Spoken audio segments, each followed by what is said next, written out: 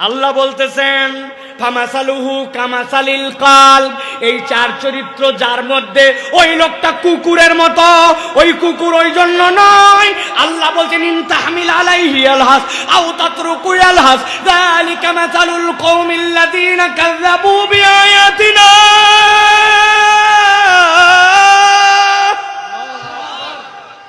আল্লাহ বলছেন ও বান্দা, তোরা কেউ কুকুরের পিঠে বোঝা চাপাস না, কিন্তু কুকুরের পিঠে যদি কেউ বোঝা কথার কথা চাপায় দেয়, কুকুর হাঁপাবে, লোড নিতে পারবে না। কিন্তু কুকুরকে যদি ছেড়ে দাও তাও কুকুর হাঁপায়। আরবিতে লাহাস, লাম ছোট হাস হা, এই লাহাস মানে জিহ্বা বের করার পরে সামনে দিয়ে যে ফোঁটা ফোঁটা রস পড়ে।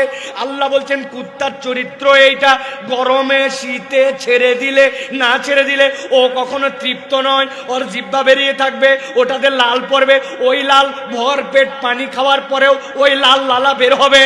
আল্লাহ বলছেন কুত্তা যেরকম অস্থির আর কুত্তার যেরকম লালা ফুরায় না, তুমি যদি আল্লাহর আয়াত জেনে বুঝে অস্বীকার করো, শয়তান অনুগামী হয়, হালাল হারাম বিবেচনা না করে নিরেট দুনিয়াদার হও, আর মন পছন্দ জিন্দেগি চালাও, আল্লাহ দুনিয়া আখিরাত মানুষের জন্য, ওই ধরনের মানুষের জন্য কুত্তার মতো অস্থির বানায়া দিবে। যারা এই কোরআন শোনার জন্য আসেন, এই কোরআন কিছু না করলেও আপনাকে কমসে কম 4টা বেনিফিট দান করবে। কয়টা? জোরে বলেন। এটা মুখস্থ রাখতে হবে। যে কোনো মাহফিলের প্রারম্ভিকতায় আপনার নিয়ত যদি বিশুদ্ধ না হয়, তাহলে মিজানের পাল্লায় এটা ওজনে ভারী হবে না। এই জন্য ইখলাস আপনার আসবে কখন? যখন আপনার ঈমানটা আপনার মধ্যে বসে যাবে, তখন আল্লাহ রাব্বুল আলামিনের প্রতি আপনার ইখলাস আসবে অটোমেটিক। এই জন্য কোরআনের কাছে আসলে মিনিমাম কোরআন আপনাকে 4টা বেনিফিট দেয়। কয়টা? আল্লাহ রাব্বুল আলামিন বলছেন নবীজি সাল্লাল্লাহু আলাইহি সাল্লামকে আমার হাবিব কিয়ামত পর্যন্ত মানুষের জন্য জানায় দেন, যেই মানুষগুলা কোরআনের কাছে আসবে অথবা কোরআন যাদেরকে দেওয়া হলো, এই কোরআনটা কমসে কম তাদের জন্য 4টা কাজ দিবে। আল্লাহ বলছেন ও দুনিয়ার মানুষ ভালো করে জেনে রাখো, আল্লাহ নবীর ভয়েস দে আল্লাহ এটা আল্লাহর পক্ষ থেকে জানাচ্ছেন, ইয়া আইয়ুহান নাস قد جاءتكم موعظة من ربكم وشفاء لما في الصدور। আল্লাহ রাব্বুল আলামিন বলছেন ও আমার হাবিব, আপনি আপনার উম্মতকে কিয়ামত পর্যন্ত যারা আসবে তাদের কাছে আল্লাহর পক্ষ থেকে জেনে বুঝে বুঝায় দেন তাদের কাছে, কদ জাআতকুম মাউইযাতুম মির রাব্বিকুম, তোমাদের কাছে আল্লাহর পক্ষ থেকে একটা মাউইযা এসেছে, আল্লাহর পক্ষ থেকে একটা উপদেশ এসেছে, আল্লাহর পক্ষ থেকে একটা গ্রন্থ এসেছে। আল্লাহ বলছেন এটা কেমন গ্রন্থ জানো নাকি? তোমাদের কাছে যে মাউইযাটা এসেছে এটা আল্লাহর পক্ষ থেকে তোমাদের জন্য প্রেসক্রিপশনের মতো।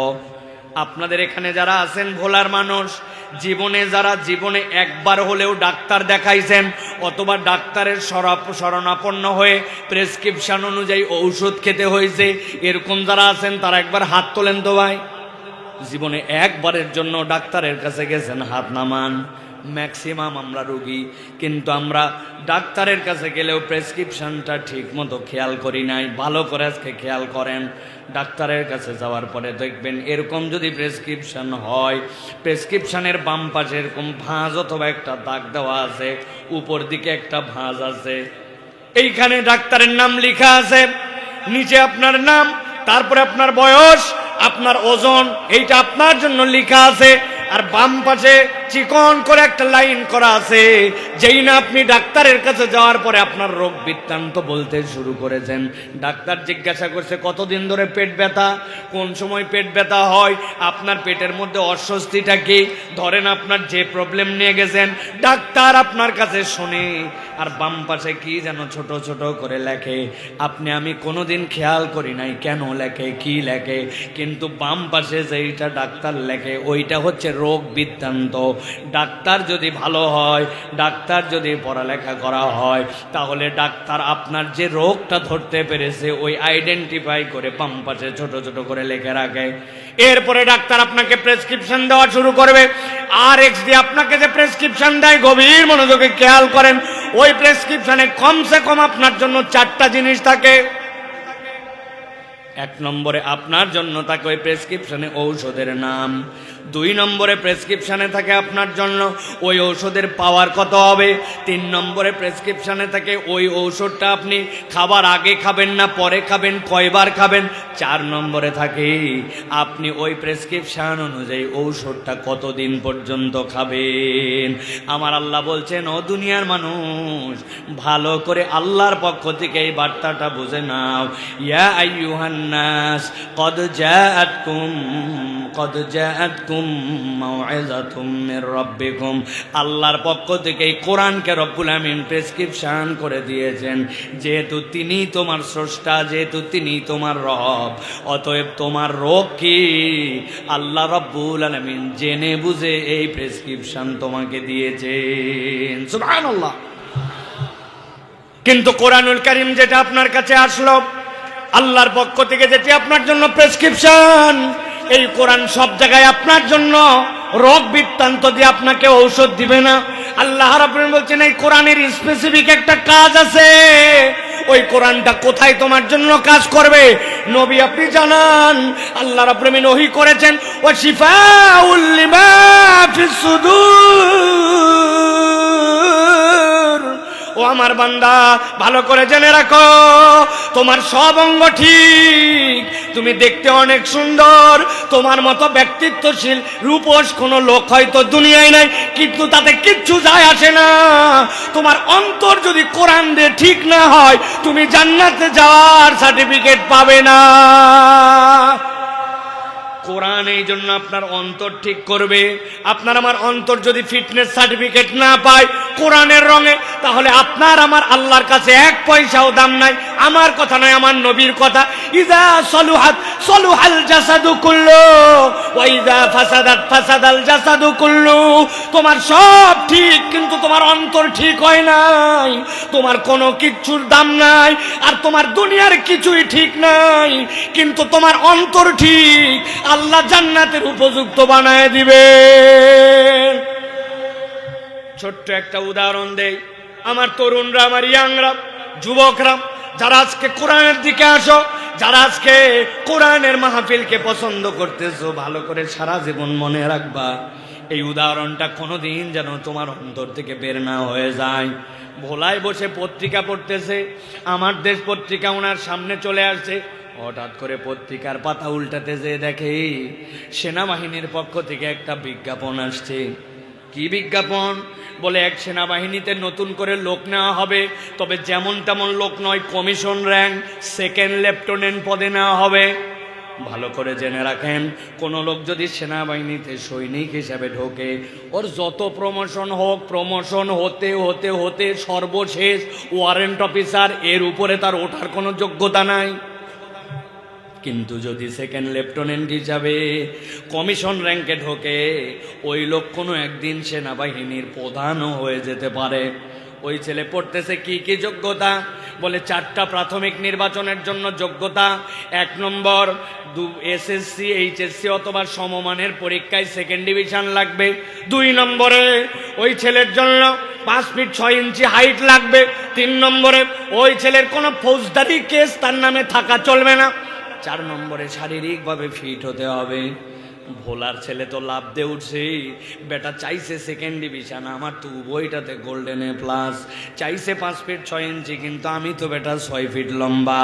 চাইছে ওই বেটা যে ফৌজদারি মামলা থাকা চলবে না, আমার বাপ দাদার বংশে কারো ফৌজদারি কেস কামারি নাই। আর বলছে ফিট লাগবে, আমার থেকে দেখতে সুন্দর ভোলা অঞ্চলে এরকম কোনো ছেলে পেলে নাই, এত সুন্দর দেখতে। ওই ছেলে খুশি হইয়া আবেদন করে দিছে, আবেদন জমা দিয়ে দিছে। ঢাকা থেকে তার জন্য উত্তর এসেছে, সেনাবাহিনীর অমুক ক্যান্টনমেন্টে তুমি এই তারিখে কাগজপত্র নিয়ে দেখা করো। এলাকার মানুষের দোয়া নিয়ে ওই ছেলে ঢাকা রওনা হয়ে গেছে। ঢাকায় যাওয়ার পরে যখন ক্যান্টনমেন্টে ঢুকতেছে, বলে আগে তোমার কাগজ দেখাও। কাগজ দেখছে, কাগজ দেখে দেখে যে ওই ছেলের জন্য দুইটাতেই ফার্স্ট ডিভিশন। বলছে এলাও, চলে যাও, সামনের ডেস্কে যাও। এর পরের ডেস্কে যাওয়ার পরে বলছে পুলিশ ভেরিফিকেশনের কাগজ দেখাও। পুলিশ ভেরিফিকেশনের কাগজ দেখাইছে, পুলিশের তার নামে থানাতে কোনো ক্লেম নাই, পুলিশ ক্লিয়ারেন্স আছে ভালো। এবার বলছে ওই যে সামনে যায় দেখো দড়ি দিয়ে বাঁশ টু বাঁশ টানা দেওয়া হয়েছে, 5 ফিট 6 ইঞ্চি তোমার হাইট কিনা এটা একটু মাপ লাগাও। ওই বেটা তো 6 ফিট লম্বা, ওই জায়গায় যেই না গেছে, যাওয়ার পরে দেখো নাক বরাবর বাইদে যায়, এত লম্বা। বলছে তুই এত লম্বা, নিচ দিয়া যা। নিচ দিয়ে গেছে, যাওয়ার পরে এখন বলছে খালি গা হও, এখন তোমার স্বাস্থ্য পরীক্ষার প্রাথমিক পরীক্ষা নেওয়া হবে। ওই ছেলে সব স্তর পার করে যেই না স্বাস্থ্য পরীক্ষা দিতে গেছে, যাওয়ার পরে বলছে হাত দুটার সামনে দিকে সোজা করো। যেই না বলছে হাত দুটার সামনে দিকে সোজা করো, ওই লোকের ডান হাতটা টন টন সোজা, কিন্তু বাম হাতের এই 4 আঙ্গুল ছেলেটার একটুখানি বাঁকা। সেনাবাহিনীর যেই লোকের পরীক্ষা নিচ্ছে বলছে আই ব্যাক কলাই, বাম হাত সোজা, সোজা কর। বলছে স্যার আমার সবই ঠিক আছে, কিন্তু জন্মের থেকে আমার এই 4টা আঙ্গুলের একটু মাথাটা বাঁকা। বুঝে থাকলে বলার মানুষ উত্তর দেন। উভয়টাতে গোল্ডেন A+, 6 ফিট লম্বা, থানা ক্লিয়ারেন্স তার আছে, দেখতে শুনতেও সেই রকম ফর্সা টকটকা, কিন্তু আঙ্গুলের 4টা কেবল একটুখানি বাঁকা। সেনাবাহিনীর 2nd লেফটেন্যান্ট পদে এই লোকটাকে নিয়োগ দিবে। যারা বললেন না রাগ করছেন আমার উপর, দিবে। আমার আল্লাহ রাব্বুল আমিন বলছেন ফিটনেস যদি তোমার না থাকে, সেনাবাহিনীতে যেরকম নেয় না, তুমি দেখতে যেমন হও, তোমার অবস্থা যেমন হোক, কোরআনের রঙে যদি তোমার অন্তর আল্লাহর কাছে ফিটনেস না পায়, ওই ব্যক্তির আল্লাহর কাছে জান্নাতে যাওয়ার কোনো পারমিশন নাই। ঠিক না? ভালো করে এই জন্য বোঝেন। আমার আল্লাহ রাব্বুল আলামিন বলছেন ইয়া আইয়ুহান নাস قد جاءتكم موعظة من ربكم وشفاء لما في الصدور وهدى ورحمة للمؤمنين। আমার আল্লাহ বলছেন এই দুনিয়ার মানুষ, 1 নম্বরে কোরআন হচ্ছে তোমার জন্য প্রেসক্রিপশন। তোমার কত ধরনের সমস্যা আল্লাহ রাব্বুল আমিন এর মধ্যে তোমার জন্য চিকিৎসা দিয়ে রাখছেন। 2 নম্বর, এইটা তোমার অন্তরের জন্য ডাক্তারি, তোমার অন্তরকে জান্নাতে যাওয়ার উপযুক্ত বানাবে।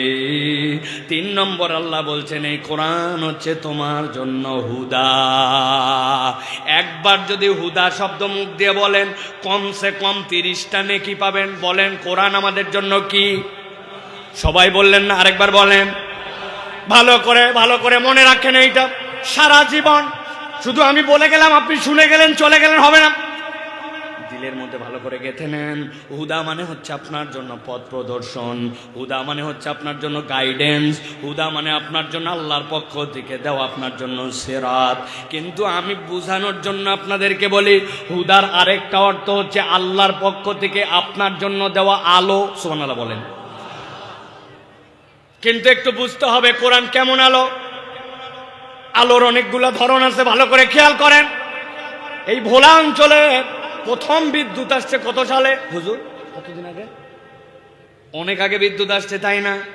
এবার মুরব্বীদের কথা ভালো করে একটু মনে করেন তো, আপনাদের যখন প্রথম দিকে বিদ্যুৎ আসছিল, ওই বিদ্যুতের জন্য আপনাদের এলাকায় যে বাড়িতে কানেকশান, ওই কানেকশানের জন্য এখনকার মতো আধুনিক মেন সুইচ ছিল না, তখন ছিল চীনামাটির বড় বড় কাট আউট। ঠিক কিনা? কোথায় থাকতো? বাড়ির একবারে সবচেয়ে সিকিউর জায়গায়, কোনার মধ্যে এত বড় বড় কাট আউট রাখছে। হঠাৎ করে একদিন সন্ধ্যার পরে এক লোক বাড়িতে ঢুকে দেখে উনার বাড়িতে বিদ্যুৎ নাই, অথচ মসজিদে কারেন্ট আছে, আশপাশের বাড়িতে কারেন্ট আছে, আশপাশের মহল্লায় সবার কারেন্ট আছে, উনার বাড়িতে বিদ্যুৎ নাই। বুঝে ফেলছে মনে হয় কাট আউট পড়ে গেছে। মুরব্বীরা বলছে খবর নিয়ে দেখতো। উঠছে, উঠার পরে কাট আউট টান দিয়ে বের করছে, যা ভাবছিল তাই, দেখে কাট আউটের মাথা তার নাই। এখন কাট আউটটা ঠিক করা লাগবে।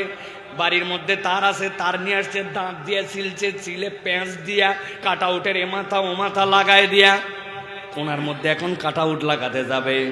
ছেলেকে বলছে আই বেটা এদিকে আয়, আমি কাট আউট লাগাতে যাব, কিন্তু ভুল করে যদি আমার আঙ্গুল একবার ভিতরে যায় খবর আছে না নাই? বললেন না যে কাট আউট লাগাতে যাই যদি নখ ঢুকে যায় বিপদ আছে কিনা? ব্যাটারে ডাকতে বলছে, আব্বা দিকে এই যে টর্চটা ধর। আমি যখন কাট আউট লাগাতে যাব তুই তখন এই বরাবর টর্চ ধরে রাখবি, আমি কিন্তু কাট আউট লাগাবো, নড়াচড়া দান করিস না, বিপদ আছে কিন্তু। ওই ছেলের হাতের মধ্যে টর্চ দিয়া ওনার আব্বা গেছে কাট আউট লাগানোর জন্য। যেই না টর্চ দিছে, সন্ধ্যার পরে মশার একটা ধর্ম আছে, মশা সন্ধ্যার পরে আলো যেদিকে মশা সেদিকে, ঠিক কি না? এখন যেই না টর্চ ধরছে সব মশা ওই ছেলের দিকে আসছে। একটা মশা চান্স পায় ওই ছেলের হাতের মধ্যে দিছে কামড়। ও চিন্তা করছে আমার চোখের সামনে তুই কামড় দিয়েছি, এত বড় বেহায়া মশা কোথাকার, বাম হাত দিয়ে তুলে ডান হাতে দিছে থাপ। যেই না দিছে বাড়ি, টর্চ তো গেছে নড়ে, আব্বা তো লাগাতে গেছে কাট আউট। বাপ তো চিল্লাই উঠছে, তোরে বলছি টর্চ সোজা করে ধরতে, কয় আব্বা মশা। বলছে তুই এক মশা মারতে তো তোর বাপের কাম ছাড়ছিলে, ঠিক না? ভালো করে বুঝেন, হাসানোর জন্য বলি নাই, মাথার মধ্যে ব্রেনের মধ্যে ঢুকায় দেওয়ার জন্য বলছি। যেই টর্চ অন্যের উপরে নির্ভর করে ধরতে হয়, ওই টর্চ নড়াচড়ায় আপনার বিপদ আরো বাড়তে পারে। আল্লাহ বলছেন এই কোরআন তোমার জন্য হুদা, এই কোরআন তোমার জন্য কেমন আলো জানো? ওই যে কতকগুলি ডাক্তার আছে অপারেশন করার জন্য যখন যায়, কপালের মধ্যে বেল্ট দিয়া সুন্দর করে টর্চ লাগায় নাই, দাঁতের ডাক্তার, কানের ডাক্তার, অপারেশন থিয়েটারে কপালের মধ্যে বেল্ট, এই জায়গায় টর্চ লাগানো। ডাক্তারের চোখ যেখানে, আলো সেখানে, কাউকে ধরতে হয় না। আল্লাহ বলছেন এই কোরআন তোমার জন্য হুদা, যেমন তেমন হুদা নয়। এই কোরআন একবার অন্তর্জার পরিষ্কার হয়ে ইনস্টল হয়ে যাবে, ওই বান্দা হেদায়েত থেকে গাফেল থাকতে পারবে না। বান্দাকে কোরআন অটোমেটিক হেদায়েতের রাস্তায় নিবে। সুবহানাল্লাহ। এই ভোলার রাস্তা কত সুন্দর হয়ে গেছে। 3 বছর আগে আসছিলাম, মাথা খারাপ অবস্থা। ভালো করে খেয়াল করেন, এখানে যারা বাইক চালান, আপনি রাস্তা দিয়ে চলতেছেন, রাত্রেবেলা যখন হেডলাইটের ডিপার মারেন, 3 কোনায় এরকম করে অনেক সাইনবোর্ড দেখতে পান, সামনে স্কুল, সামনে মসজিদ, সামনে স্পিড ব্রেকার, সামনে সরু রাস্তা, সামনে বাঁকা রাস্তা, দেখতে পান কিনা? যেই না ডিপার মারছেন, ওইটা জল জল করে জ্বলে ওঠে। বুঝে থাকলে বলেন তো, ওই যে সুন্দর করে বিলবোর্ড লাগানো আছে, সুন্দর করে যে সিগন্যাল দেওয়া আছে, ওর ভিতরে কি আলো থাকে? কিন্তু ওইটা একটা রিফ্লেক্টর, ওইটাতে আলো পড়লে জ্বলে ওঠে। আল্লাহ বলছেন বান্দা ভালো করে বুঝো, এই কোরআনের প্রেসক্রিপশন মেনে নিয়া অন্তরকে যদি তুমি কোরআনের রঙে রঞ্জিত করতে পারো, এই কোরআন তোমার জন্য এমন হুদা হবে, কোন পর্যন্ত যেতে হবে, কোথায় যে থেমে যেতে হবে, কোনটা দেখবা কোনটা দেখবা না, কোন জায়গার থেকে ডানে যাবা, কোন জায়গার থেকে বামে যাবা, দেশ চলাবা কেমনে, রাষ্ট্র চলাবা কেমনে, প্রতিষ্ঠান চলাবা কেমনে, সংসদ চালাবা কেমনে, বাংলাদেশ ব্যাংক কেমনে চলবে। আল্লাহ বলছেন এই হুদা হচ্ছে ওই কোরআন। কোরআন তোমাকে গাইড করে করে সব জায়গায় তোমাকে বিজয়ী বানায় দিবে। আমার আল্লাহ রাব্বুল আলামিন বলছেন কেবল এতটুকুই নয়, আমি স্পেশাল একটা অফার দিলাম, হুদা ওয়া রাহমাতুল লিল মুমিনিন। আল্লাহ বলছেন আর স্পেশাল, আল্লাহ শুরু করেছেন ইয়া আইয়ুহান নাস আর শেষ করতেছেন রাহমাতুল লিল মুমিনিন। আল্লাহ বলছেন এই কোরআনের যে সৌন্দর্যের কথা বললাম সবগুলা বিশ্ব মানবতার জন্য, তবে আমার ইমানদার বান্দা যারা, তাদের জন্য এই কোরআন আলাদা রহমত হবে। এই কোরআন তার জন্য কবরে আলো, মিজানে আলো, এই কোরআন তার জন্য হাসরের ময়দানে আলো। আল্লাহ এই কোরআন কেমন পাওয়ার দিবেন, আল্লাহর সাথে আল্লাহর দেওয়া পাওয়ারে ঝগড়াঝাটি করে ইমানদারকে জান্নাতে ঢুকানোর আগ পর্যন্ত কোরআন কখনো মুমিন থেকে বিচ্ছিন্ন হবে না। এই হচ্ছে কোরআন। আল্লাহ বলছেন কি শুনতে আসছো শীতের মধ্যে, গার মধ্যে কাঁপনি লাগতেছে, নিচে স্যাঁতস্যাঁতা হয়ে গেছে, কষ্ট করে কত দূর থেকে আসছো। আল্লাহ বলছেন এটা তোমাকে বিফল করবে না। এই কোরআন কিছু না দিলেও বুঝে নিলে তোমার জন্য এই 4টা কল্যাণ দিবে। সুবহানাল্লাহ। আমাদের অনেকের ধারণা, বিশেষ করে ইয়াং তরুণ যারা, যে হুজুর গাজায় মুসলমান মরে যায়, সারা দুনিয়াতে মুসলমান খালি মায়ের খায়, সব জায়গায় ইসলামপন্থীদের বিপদ আর বিপদ। আমরা কোরআনপন্থীরা বোধহয় এই দুনিয়ায় মায়ের খাওয়ার আর পরাজিত হওয়ার জন্যই আসছি মনে হয়, এরকম একটা আমাদের ভিতরে সেন্টিমেন্ট হয়েছে, ঠিক কি না?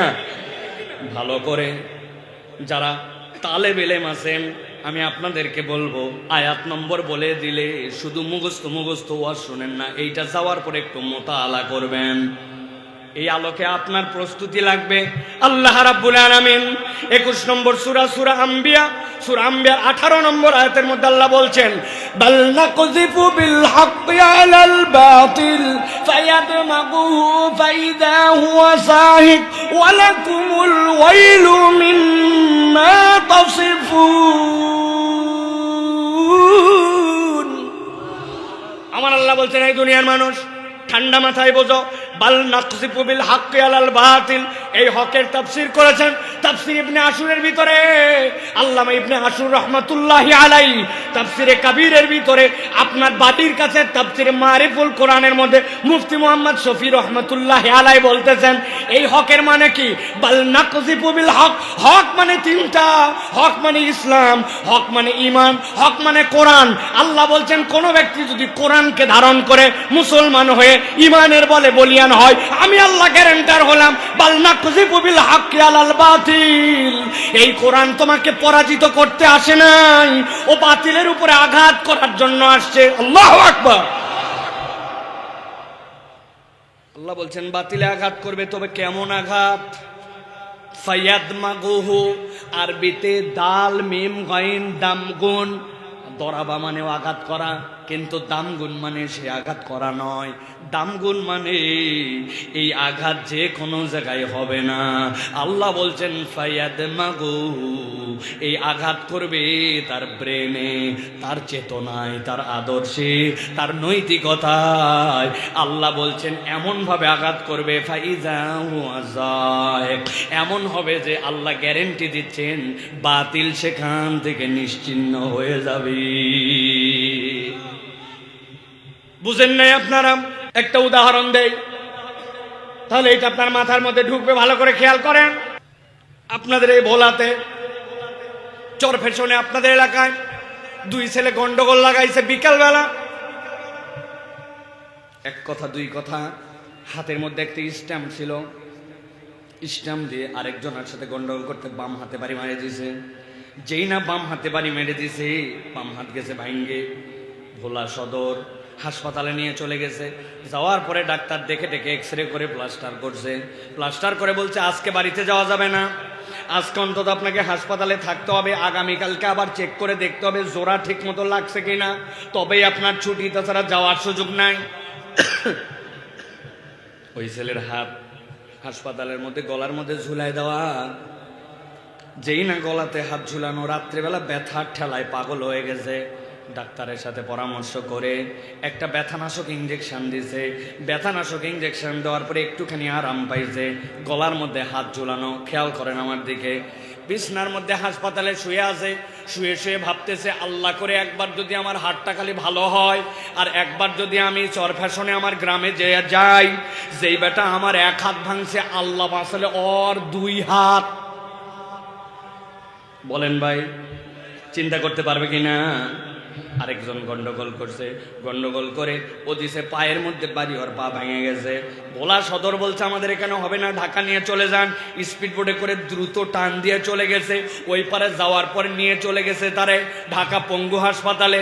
পঙ্গু হাসপাতালে তার পা অপারেশন করে প্লাস্টার করে বলছে শুধু এইটুকুই হলে হবে না, হাড্ডি সোজা করার জন্য টানা দিয়া 5 ইঞ্চি দুইটা ইট ঝুলাই দিছে। আপনারা দেখছেন ভাই, পায়ে অনেক সময় ইট দিয়া ঝোলা দেওয়া লাগে, জানেন আপনারা?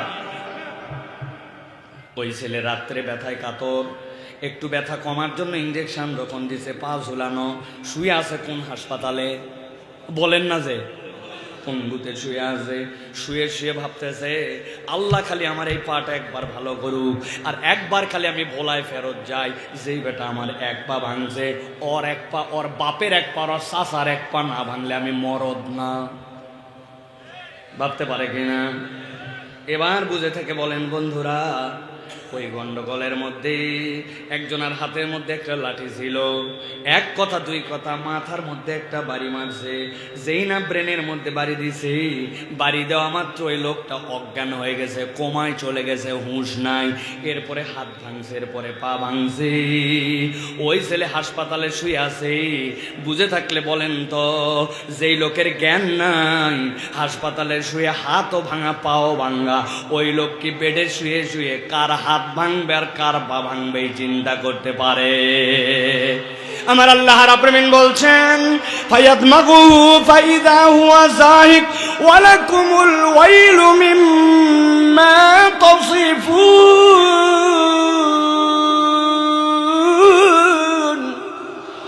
এই দুনিয়ার মানুষ ভালো করে জেনে রাখো, কোরআনের পরিবর্তন যে কোনো জায়গায় পরিবর্তন নয়। তুমি সোনার বাংলার স্বপ্ন দেখো, দেশকে এগিয়ে নেওয়ার স্বপ্ন দেখো, মানুষের যদি নৈতিকতায় পরিবর্তন করা না যায়, মানুষের আদর্শ যদি বদলানো না যায়, সোনার বাংলার স্বপ্ন আরো 100 বছর থাকবে। আস্তে আস্তে চোর থেকে ডাকাত হইছে, এরপরে এক একটা হাইজাকার হবে, পরিবর্তন হবে না। আপনি ঠিক বললেও ঠিক, না বললেও ঠিক। বাংলাদেশে সিসি ক্যামেরা হয়েছে না ভাই? কথা বলেন না যে সিসি ক্যামেরা হয়ে কি হয়েছে? কি হয়েছে সিসি ক্যামেরা হয়ে? দুর্নীতি দমন কমিশন হয়ে কি হয়েছে আমাদের? এইগুলো আরো বড় বড় চোর তৈরি করছে, ঠিক কি না? আমি গেছি ঢাকাতে 5-7 বছর আগে, আমার পাসপোর্টের মেয়াদ শেষ। 6 মাসের নিচে মেয়াদ না থাকলে ভিসা দেয় না অন্য দেশ। অথবা আপনাকে 6 মাস এনশিওর করতে হবে আপনার পাসপোর্টে মেয়াদ আছে। আমি যখন যাচ্ছি আমার পাসপোর্ট রিনিউ করার জন্য, একজন বলল হুজুর প্রস্তুতি নিয়ে যাইয়েন। আমি মনে করছি বোধহয় প্রস্তুতি মানে ওইখানে যাওয়ার সময় সই টই করা লাগবে, কলম কাগজ নিয়ে যেতে বলছে। তাই তো, কলম কাগজ নিয়ে যেতে বলছে তো। আরে না, আমি বোকা না, আপনিও যা বুঝছেন আমিও তাই বুঝছি। আমি পকেটে প্রস্তুতি নিয়েই গেছি। যাওয়ার পরে বললাম ভাই আমার কাজটা দ্রুত করা লাগবে, দোতলা অফিস, অফিসে খালি আমাকে ঘুরায়। আমি তো প্রস্তুত আছি ভাই, চাইও না, প্রস্তুতি না চাইলে আবার কেমনে দেয়? প্রস্তুত আমি, কিন্তু প্রস্তুতি চাই না, খালি ঘুরায় আর ঘুরায়। আমি তো বিরক্ত, ভিতরে ভিতরে রাগও হচ্ছে, আবার কাজও করা লাগবে। অনেকক্ষণ পরে বলছে নিচতলায় চলেন। দোতলার থেকে আবার আমাকে নিচতলায় নিয়ে আসতেছে। নিচতলায় যখন আসতেছি, একটা সিঁড়ি, এরপর একটা ল্যান্ডিং, তারপর আবার একটা সিঁড়ি। ওই যে এক ধাপ সিঁড়ি দিয়া মধ্যের যে জায়গা, ওই জায়গায় বলছে এখানে একটু দাঁড়ান। দাঁড়ালাম, বলতেছে এবার টাকা দেন। আমি বললাম এই এতক্ষণ উপরে ছিলাম, ঘুরাইয়া ঘুরাইয়া ঘুরাইয়া ঘুরাই এই জায়গায় এসে টাকা চাচ্ছ, মানে ব্যাপারটা কি? কখন থেকে আমি টাকা দেওয়ার জন্য রেডি।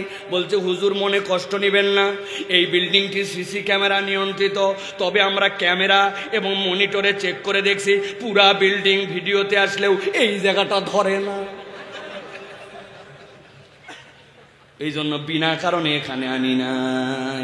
ওই লোক যদি একবার জানতো কিরামান কাতিবিন ইয়ালামুনা মা তাফআলুন, বান্দা তোমার সিসি ক্যামেরার মিস্টেক হয়ে যেতে পারে, কেউ তোমার না দেখতে পারে, কিন্তু তোমার কাঁধের ফেরেশতা সব সময় দেখতেছে।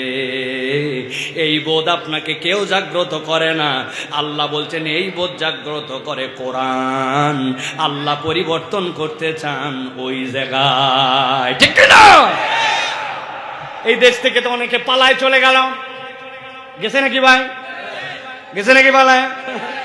যাওয়ার পরে ভাবতেছে বিরাট ব্যাপার, বাংলাদেশ থেকে খালি বাড়াতে পারলে বাইচে গেলাম, তাই না? আমি ভোলার মুসলমানের কাছে জিজ্ঞাসা করি, আমেরিকা কি আল্লাহর দুনিয়ার বাহিরে না ভেতরে? কানাডা, ইউরোপ, পাশের দেশ। তাইলে আপনি কেমনে ভাবলেন দেশের থেকে পালালাম মানে বেঁচে গেলাম? আপনি তওবা করে বিচারের মুখোমুখি যদি না হন, এই পালানো কেবল শুরু, জাহান্নামে যাওয়ার আগ পর্যন্ত পালানো শেষ হবে না, ঠিক না? মনে করতেছে আমরা বিরাট বাসা বেঁচে গেলাম, আপনি বাসেন নাই, কেবল ধরা খাওয়া শুরু। ছেলে পেলে ফুটবল খেলো, খেলো, ফুটবল খেলা হয় সেন্টার থেকে শুরু, এরপরে ওইখান থেকে যেই না টোকাটুকি শুরু, ওখান থেকে গোলের দিকে কিক দেয় না, বল আগাতে আগাতে আগাতে আস্তে করে ডি বক্সের মধ্যে নেয়, গোলের কাছাকাছি নেয়, তারপরে শর্ট দিয়ে গোলে দেওয়া লাগে, ঠিক কি না? তো যেগুলো কেবল পালাইছে ওরা তো শর্ট খাওয়া শুরু, এখনো তো খেলাই গোলই হয় নাই, এমন শর্ট খাবে তওবা না করলে জাহান্নামে ঢুকে যাবে, ঠিক কি না? তুমি দেশটা পাচার করে দিয়া মনে করতেছো বেঁচে গেলাম, জি না, এত সোজা নয়। ইন্না বাদশা রব্বিকা লাশাদীদ, ধরে না ধরে না ধরে না, ধরলে আল্লাহ ছাড়ে না, ঠিক কি না? অতএব প্রিয় ভাইরা, এই যে কোরআন শোনার জন্য আমরা আসলাম, বসলাম, বুঝে থাকলে তাহলে বলেন যে এই কোরআন শোনার এই মাহফিলে আসলে লাভ আছে না নাই? আছে। তাহলে আমরা কি কোরআন থেকে কিছু কথা শুনতে রাজি আছি ইনশাআল্লাহ? আছেন তো আপনারা? এই জায়গার মানুষ তো প্রথম কথা শুনতেছেন আমার, ওই জন্য অনেকেই ধারণা করতেছেন মাশাআল্লাহ হুজুর তো আসার পরের থেকেই এদিক ওদিক তাকায়নি, ওয়াজ শুরু করে দিয়েছে, তাই না ভাই? ওয়াজ এখনো শুরু হয় না, কেবল একটু বাউন্ডারি দিলাম। আপনারা যেরকম সুন্দর করে চারিদিক দিয়ে বাউন্ডারি দিচ্ছেন না, ওই জন্য আমি একটু ওয়াজের বাউন্ডারি দিলাম। আমাদের বেশিরভাগ ওয়াজ আল ছাড়া, কি দিয়ে শুরু কি দিয়ে শেষ কিছু নাই। আসলাম, বললাম, গরম দিলাম, ঠান্ডা মারলাম, গজল গাইলাম, চলে গেলাম। মোটামুটি আপনারাও বাড়িতে যে বলবেন একটা বক্তা আনছিল ফাটায় ফেলছে। বউ জিজ্ঞাসা করছে কি ফাটালো, বলছে তা বলতে পারবো না, কিন্তু ফাটাইছে। এই যে ফাটানো, এই ফাটায়া আমাদের দেখতেছে আমাদের কোনো কাজ হচ্ছে না। এই জন্য আমার জ্ঞান সীমিত, যা বলি একটুখানি চেষ্টা করি যে লেখে পড়ে আপনাদের কাছে এটা আমানত, আমার এই আমানতটা উপস্থাপন করার জন্য। এই জন্য আমরা কিছু কথা কোরআনুল কারীম থেকে শুনতে চাই। রাজি আছেন আপনারা? সবাই রাজি আছেন? দূর দূরান্তের মানুষ আছেন না এখানে? আপনারা বাড়ি যাওয়া লাগবে না, আপনাদের খাওয়া লাগবে না রাত্রের, আপনারা আছেন তাহলে ইনশাআল্লাহ। এই কথা বলার উদ্দেশ্য, যাদের বয়স আপনাদের এখানে 40-এর উপরে, আপনাদের জন্য গণছুটি ঘোষণা করা হলো, আপনারা চলে যেতে পারেন। আমার আজকে কথাবার্তা যা হবে এগুলো সব 40-এর নিচে যারা ইয়াং যারা, তাদের জন্য। আছেন তো আপনারা? আছেন তো আপনারা? প্রিয় ভাইয়েরা, আমরা যারা কোরআনুল কারীম থেকে কিছু কথা শুনতে চাই, রাজি থাকলে একটু হাত দুটো উপরে তুলে আল্লাহকে দেখান। রাজি আছেন ইনশাআল্লাহ? হাত নামান, হাত নামান। কথা বলবেন না কেউ, একবারে একটুক কোনো কথা হবে না, সাইড টক হবে না। স্টেজে আমি মাথা ফিরাচ্ছি না, ফিরালে আপনারা অপমানিত হয়ে যাবেন। আমি ডানেও পেছনে তাকাতে পারি, বামেও পেছনে তাকাতে পারি, ইচ্ছা করে তাকাচ্ছি না যে আমার তাকানোর কারণে আপনার মুখ বন্ধ করতে হলে আপনি লজ্জিত হবেন, এই জন্য আমি তাকালাম না। কিন্তু আমি আপনাকে দেখতে পাচ্ছি না, আপনি আমার কথা শুনতে পাচ্ছেন। আল্লাহর ওয়াস্তে সাইড টক করবেন না। প্রিয় ভাইয়েরা, ভোলাতে হাত সোজা করার মানেটা আগে একটু পরিষ্কার করে নিই। হাত সোজা করেন মানে এইরকম, হাত সোজা করেন মানে এইরকম। মুরব্বী হাত সোজা করেন, হ্যাঁ হ্যাঁ, এরকম হাত সোজার মানে, নাকি হাত সোজা করে মানে এরকম? যদি এইরকম হয় তো হাত যখন বলবো সোজা করেন, তখন একসাথে হাত এইরকম করে সোজা করেন। সোজা করেন, হ্যাঁ, সোজা করছেন সবাই? হাত নামান আরেকবার। এবার হাত সোজা করব, ডানে বামে তাকায়ও দেখবো যে কারা কারা হাত সোজা করতে পারে নাই। হাত প্যারালাইসিস, সমস্যা, ভাঙ্গা, হাত তোলার বল নাই, মাফ। কিন্তু হাত সোজা করার ক্ষমতা আছে, কিন্তু হাত তুলতেছে না, তাদের চেহারা আমরা ডানে বামে তাকায় দেখব। সকলে একসাথে হাত সোজা করেন। করছেন সোজা? সোজা হয়েছে সবার? এবার ডানে বামে দেখে নেন কার হাত সোজা হয়নি, হাতগুলো এই ছেড়াই।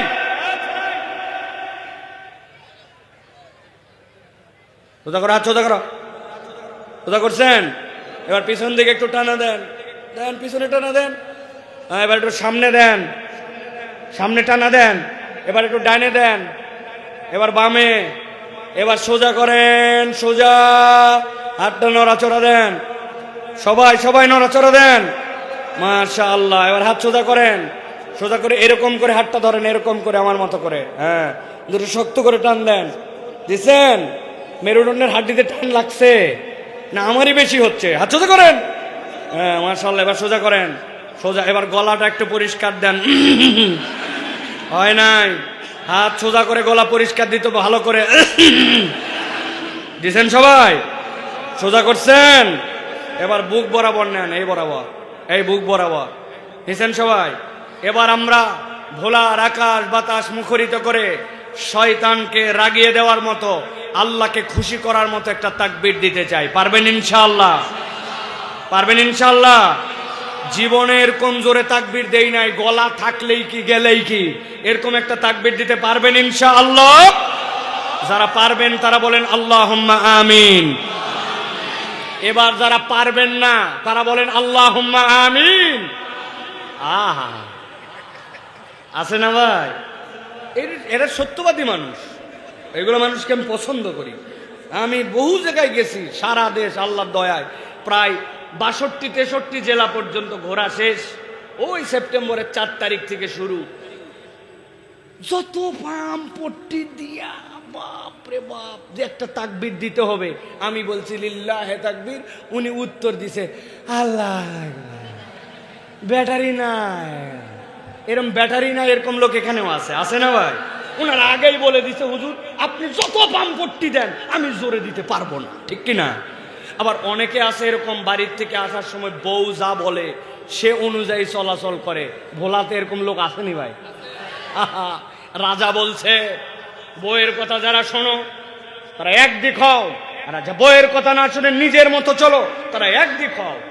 রাজার সামনে যত লোক ছিল সব একদিক গেছে, বউয়ের কথা যারা শুনে।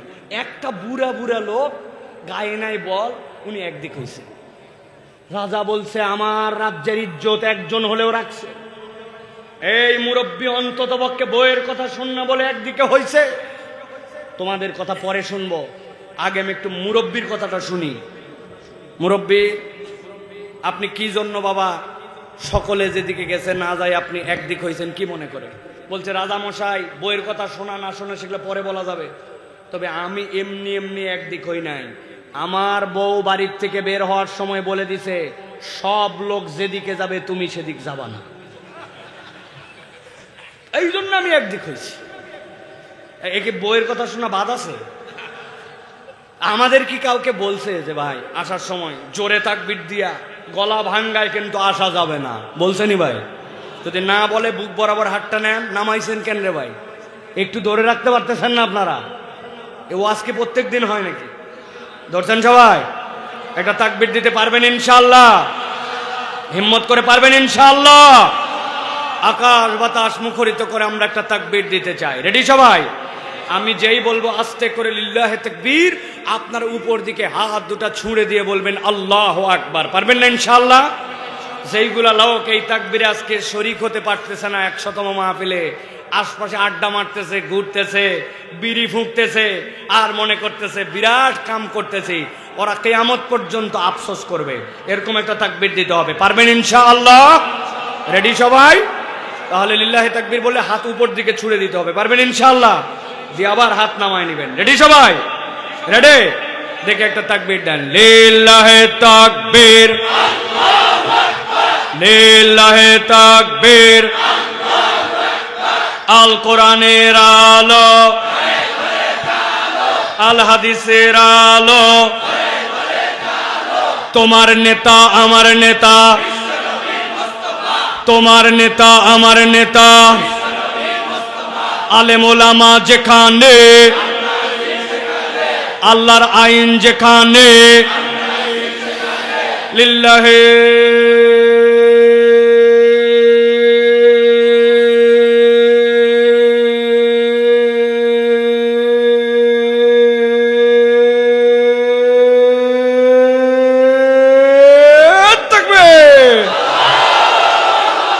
আলহামদুলিল্লাহ। হাত নামান। আলহামদুলিল্লাহ। শয়তান আছে আর এলাকা সারা, ঠিক কিনা? আল্লাহু আকবারের স্লোগান শয়তান সহ্য করতে পারে না। এই জন্য আল্লাহু আকবারের স্লোগান যারা দুনিয়াতে মানুষ রূপেও সহ্য করতে পারে না, ওরাও হচ্ছে শয়তানের আপন খালাতো ফুফাতো ভাই। আল্লাহু আকবারের স্লোগান যাদের সাথে নাই, আগামীর বাংলাদেশে তাদের সাথে আমাদের কোনো সম্পর্ক নাই। আল্লাহু আকবারের স্লোগান কোনো দলীয় স্লোগান নয়, কোনো পার্টির স্লোগান নয়, কোনো গোষ্ঠীর স্লোগান নয়। আল্লাহু আকবারের স্লোগান ইমানদারের স্লোগান, এই ইমানদারের হৃদয়ে যতদিন পর্যন্ত ঈমান থাকবে, এই বাংলার আকাশে কিয়ামত পর্যন্ত আল্লাহু আকবারের স্লোগান চলতেই থাকবে, চলতেই থাকবে, চলতেই থাকবে।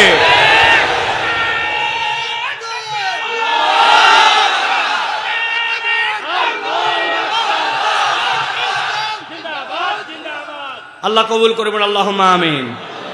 আগামীর বাংলাদেশ আলেম ওলামার বাংলাদেশ, আগামীর বাংলাদেশ বৈষম্যহীন বাংলাদেশ, আগামীর বাংলাদেশ আল্লাহু আকবারের পক্ষের বাংলাদেশ, আগামীর বাংলাদেশ হিন্দুত্ববাদের বিরুদ্ধে, ভারতীয় আধিপত্যবাদের বিরুদ্ধে চোখে চোখ রেখে কথা বলার বাংলাদেশ।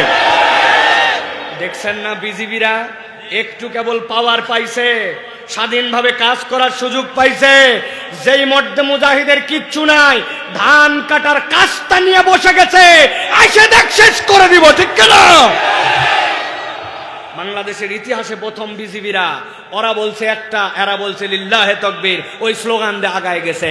ইমানদার জীবন দিতে ভয় করে না, মুসলমান বাঁচলে গাজী মরলে শহীদ, ঠিক না? আর তোমরা বাঁচলে ওই কয়টা দিনই জাহান্নামে যাওয়ার জন্য আমল কুড়াও, আর মরা মাত্র জাহান্নাম, ঠিক না? তাদেরকে ভয় দেখায়, তাদেরকে ভয় দেখায়, ইমানদারদেরকে ভয় দেখায়। এই ইমানদাররা ওই জান্নাতে যাওয়ার পরেও বলবে, আল্লাহ সুযোগ পাইলে আরেকটা চান্স দাও, আমি আবার তোমার জন্য যুদ্ধ করে শহীদ হতে চাই, ঠিক না? আমরা সেই রক্তের উত্তরসূরি, কিন্তু আমাদের ইমানের ব্যাটারি দুর্বল হয়ে গেছে, ইমানটা আমাদের চার্জে নাই। কারণ কি? একটা উদাহরণ দেয়, ভালো করে খেয়াল করে। কেন আমাদের এরকম হচ্ছে? এরকম হওয়ার কারণ কি? আমার একবার মাহফিল ছিল ঝিনাইদহতে, নাম শুনছেন? ঝিনাইদহ জেলা। আপনাদের যেরকম ফেরি পারাপার করে আসতে হয়, আপনাদের যেরকম লঞ্চে আসতে হয়, ঝিনাইদহতে যাওয়ার সময় মানিকগঞ্জ দিয়ে গেলে দৌলদিয়া পাটুরিয়া ঘাট পার করে তারপরে যাওয়া লাগে।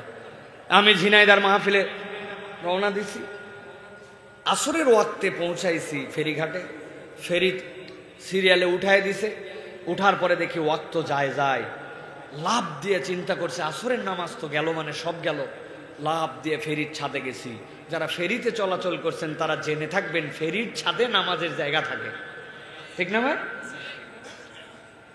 ফেরির ছাদে গেছি, যাওয়ার পরে মোবাইলটা হাতে নিয়েছি, মোবাইল থেকে আস্তে করে কম্পাস বের করছি, কেবলাটা কোন দিক দেখলাম। আপনাদের কেবলা যেরকম এইরকম, এদিকে না কেবলা, সোজা এরকম, জি। কেবলা দেখে আমি 2 রাকাত আসরের নামাজ পড়ে ফেলছি। আসরের নামাজ পড়া শেষ, দেখি একটা মুরব্বী ওই কোনার মধ্যে বসে আছে, বসে থেকে আমার দিকে শুধু তাকায় আছে। একটা অপরিচিত মানুষ যদি আপনার দিকে অনেকক্ষণ তাকায় থাকে, বিরক্ত লাগে, ডিস্টার্ব লাগে, নিজের মধ্যে সংকোচ হয়, ঠিক কিনা ভাই? আমি অনেকক্ষণ পর মুরব্বিক সালাম দেয়, আসসালামু আলাইকুম চাচা, কিছু বলবেন নাকি? কই বাবা তুমি আজকে আমাকে অবাক করে দিছো, আমি জীবনে আপনাকে দেখি না, এর আগে চিনি না, আমি কেমনে আপনার অবাক করলাম? বলে তোমার আসরের নামাজ পড়ার আগে আমিও এই ফেরির ছাদে উঠছি, ওঠার পরে আমিও নামাজ পড়বো আসরের, কিন্তু আমি তো কেবলা ঠিক করতে পারি না। একজনকে জিজ্ঞাসা করলাম, বাবা কেবলা কোন দিক? এই দিক। সন্দেহ লাগলো, কেবলা কি এই দিক? আরেকজনের কাছে জিজ্ঞাসা করলাম, বাবা কেবলা কোন দিক? বলে এই দিক। কি মুসিবতের কথা! একজন বলে এদিক, একজন বলে এদিক। আরেকজনের কাছে জিজ্ঞাসা করলাম, বাবা কেবলা কোন দিক? বলে মুরব্বী কেবলায় মাঝ বরাবর। চিন্তা করলাম, 2 জনের মাঝ বরাবর যা আছে কপালে, ওয়াক্ত চলে যাচ্ছে, নামাজ পড়ে ফেলায়। নামাজ পড়ে নিচ্ছি 2 রাকাত, কিন্তু অবাক হলাম, তুমি আসার পরে কাউকে জিজ্ঞাসা করলে না। মুসাফির তোমাকে দেখেই বোঝা যাচ্ছে, আসলা আর কেবলা ঠিক করে নামাজ পড়ে নিলে, সূর্য তো ডোবা অবস্থা, সূর্য দেখাই যাচ্ছে না, কেমনে কি? আমি বললাম, ও চাচা, এই জন্য আমি আপনাকে অবাক করছি। এটা কোনো ব্যাপারই না। আমার মোবাইলের মধ্যে কম্পাস আছে, কম্পাসের ধর্ম হচ্ছে, যেহেতু চম্বুক দিয়ে আইটেম, কম্পাসের ধর্ম উত্তর দক্ষিণ, এর বিপরীত পূর্ব পশ্চিম। যেহেতু আমরা খানায় কাবার থেকে পূর্ব প্রান্তে, এই জন্য আমরা কেবলা পশ্চিম দিকে, আমাদের কেবলা, এই হিসাবে আমরা দেখে আমরা মোবাইল থেকে এই নেভিগেশন বের করে আমরা নামাজ পড়ে ফেলতে পারি, কেবলা ঠিক করে ফেলতে পারি। বলল যে আমিও তো অনেক সফর করি, বিভিন্ন জায়গায় আমি যাই, তাহলে আমার মোবাইলে কি এটা একটু ঠিকঠাক করে দেওয়া যাবে, যাতে করে আমি অন্তত কেবলাটা দেখে একা একা নামাজ পড়ে ফেলতে পারি? আমি চিন্তা করলাম সোয়াব কামানোর এই একটা সুযোগ, আমি যদি উনার কম্পাসটা ঠিক করে দেই তাহলে উনি যত ওয়াক্ত দেখে নামাজ পড়বে সব সোয়াবের একটা ভাগ আমি পাবো। আমি খুশি হয়ে বললাম, ব্যাপারই না চাচা, আমার মোবাইলে ইন্টারনেট আছে, হটস্পট আছে, সব আছে। আপনার মোবাইলে আমি 2 মিনিটের মধ্যে এইটা ঠিক করে তুলে দিয়ে কোন দিক কেবলা হবে দেখে বুঝায় দিয়ে আমি যাচ্ছি, আপনি শুধু আপনার মোবাইলটা আমারে দেন। চাচা খুশিতে আমার জন্য জাযাকাল্লাহ খায়ের দোয়া করতে করতে পকেটের থেকে মোবাইল বাইর করে আমার হাতে দিয়ে দিছে। আমি তো মোবাইল হাতে নিয়ে অবাক। মোবাইল হচ্ছে নোকিয়া 3220। আপনারা হাসলেন যে ভাই, নোকিয়া 3220 মানে বাটন মোবাইল, তাই তো না ভাই? বুঝে থাকলে বলেন তো, বাটন মোবাইলে গুগল প্লে স্টোর আছে চাচা? আপনি কি বুঝতেছেন? আপনার কি বাটন না অ্যান্ড্রয়েড? দুটোটাই আছে চাচা। পিছায় নাই আমাদের মুরব্বী, স্মার্ট মুরব্বী, মাশাআল্লাহ। তো ওই মুরব্বী আমারে ধরায় দিয়েছে বাটন মোবাইল। বুঝে থাকলে বলেন, বাটন মোবাইলে কি কোনো অ্যাপস ইনস্টল করা যাবে? গুগল থেকে কিছু নামানো যাবে? ভালো করে বুঝেন ভাই, কোরআনের জায়গায় আছে, মাহফিল আছে, কিন্তু আমরা লোকগুলা সব বাটন মোবাইলের মতো হয়ে আছি। আমরা শুনে গেলাম, বলনেওয়ালা বলে গেলাম, কিন্তু আমাকে যে কোরআনের রঙে রঞ্জিত হয়ে আমাকে যে উপযুক্ত হতে হবে কোরআন নেওয়ার, এটা আমি কখনো বিবেচনার মধ্যে নিলাম না। কথা ঠিক কিনা? এই জন্য আমাদের এই অবস্থা। তাছাড়া ইমানদারের ইমানের বলের কাছে দুনিয়ার কারো টিকে থাকার কথা নয়, ঠিক কিনা? আমরা প্রকৃত ইমানদার হতে পারছি না। আল্লাহ আমাদেরকে ইমানদার হওয়ার তৌফিক দান করেন। দেখতে দেখতে রাত কিন্তু গভীর হয়ে যাচ্ছে। প্রিয় ভাইরা, আমরা এখন আর ডানে বামে না, সরাসরি কুরআনুল কারীমের আলোচনার মধ্যে প্রবেশ করব ইনশাআল্লাহ। আমরা বিসমিল্লাহির রাহমানির রাহিম ওয়াতলু আলাইহিম নাবা'আল্লাযী আতাইনাহু আয়াতিনা فانسلخ منها فأتبعه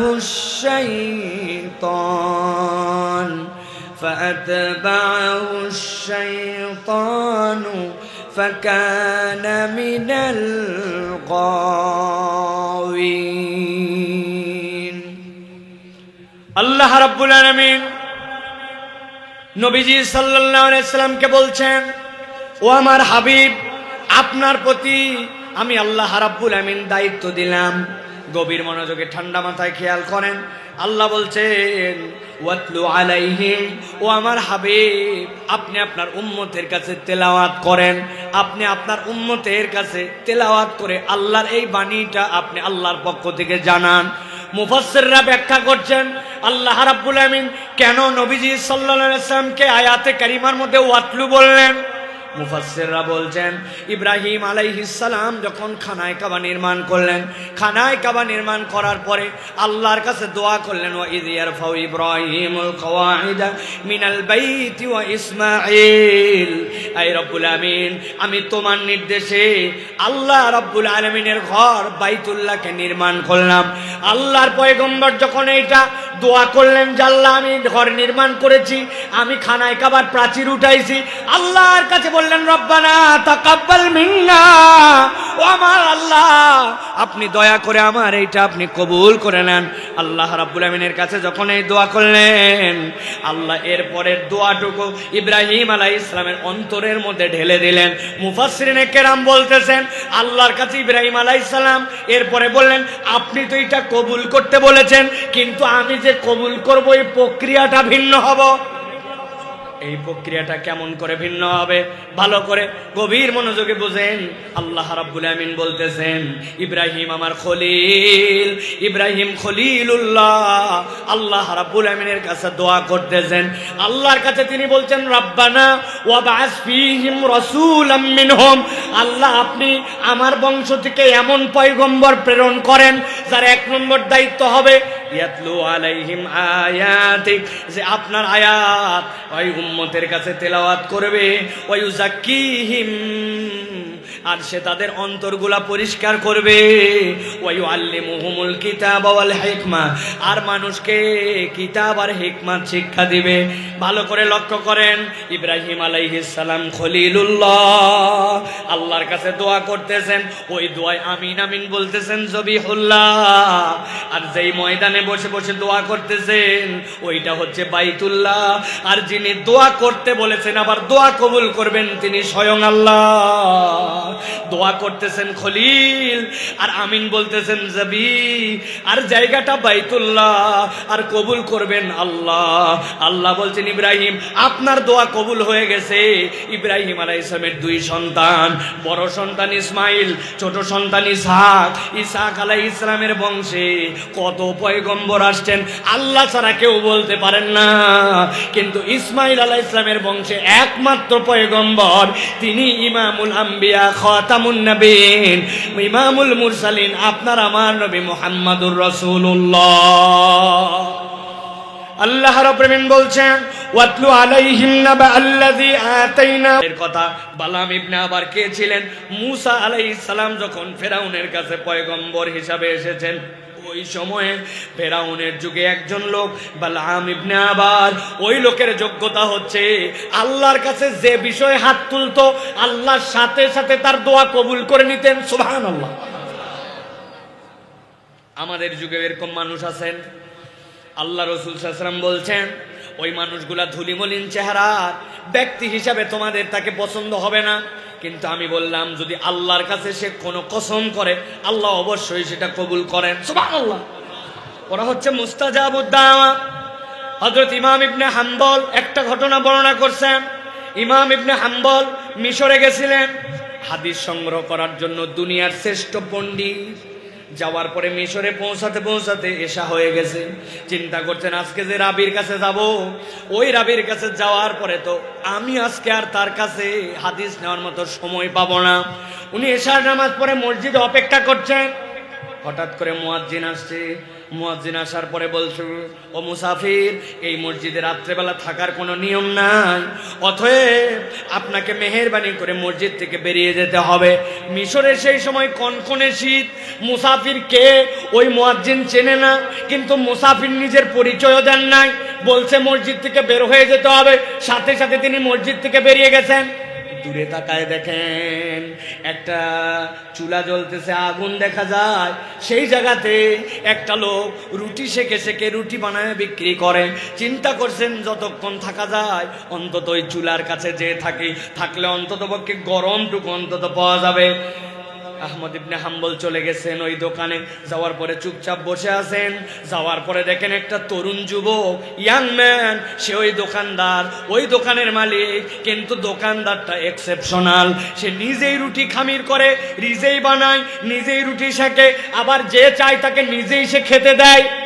কিন্তু আশ্চর্য হয়ে তিনি লক্ষ্য করে দেখছেন ওই যুবক যখন খামির করে তখন মুখটা কেমন কেমন করে নড়ায়, আবার যখন ওইটা দিয়ে রুটি বানায় মুখটা কেমন কেমন করে নড়ায়, রুটিটা যখন সেকে কেমন কেমন করে নড়ায়। কেউ যদি সার্ভিস চায় দেওয়ার সময় মুখটা তার নড়াচড়া করে। অনেকক্ষণ পরে ইমাম আহমদ ইবনে হাম্বল তাকে বলেছেন, ও রুটিওয়ালা ভাই, অনেকক্ষণ তোমার কাছে বসে আছি। বলছে আপনাকেও আমি অনেকক্ষণ দেখেছি। কে আপনি? বলে আমি মুসাফির। বলছে কি জিজ্ঞাসা করতে চান? বলে তোমার দিকে তাকায় দেখছি তুমি যে কাজে করো তোমার ঠোঁটটা বিড়বিড় করে নড়ে। তুমি কি হাফেজে কোরআন নাকি? বলছে না আমি হাফেজে কোরআন নয়। তাহলে তুমি বিড়বিড় করে কি বলো? বলছে ও শোনেন, আমি বিড়বিড় করে কিছু বলি না, আমি সব সময় ইস্তেগফারের হালতে থাকার জন্য চেষ্টা করি। যে কাজই করি আমি পড়ি আস্তাগফিরুল্লাহ আল-আযীম আল্লাযী আতুবু ইলাইহি লা হাওলা ওয়ালা কুওয়াতা ইল্লা বিল্লাহ। মাশাআল্লাহ, দারুণ কথা তো, তুমি সবসময় ইস্তেগফার পড়ো? বলে হ্যাঁ। আর মুসাফির শোনেন, সে আকবরায় বলতেছে এই ইস্তেগফার যে আমি করি এটাতে আল্লাহ আমাকে কি দেয় জানেন নাকি? বলছে কি দেয়?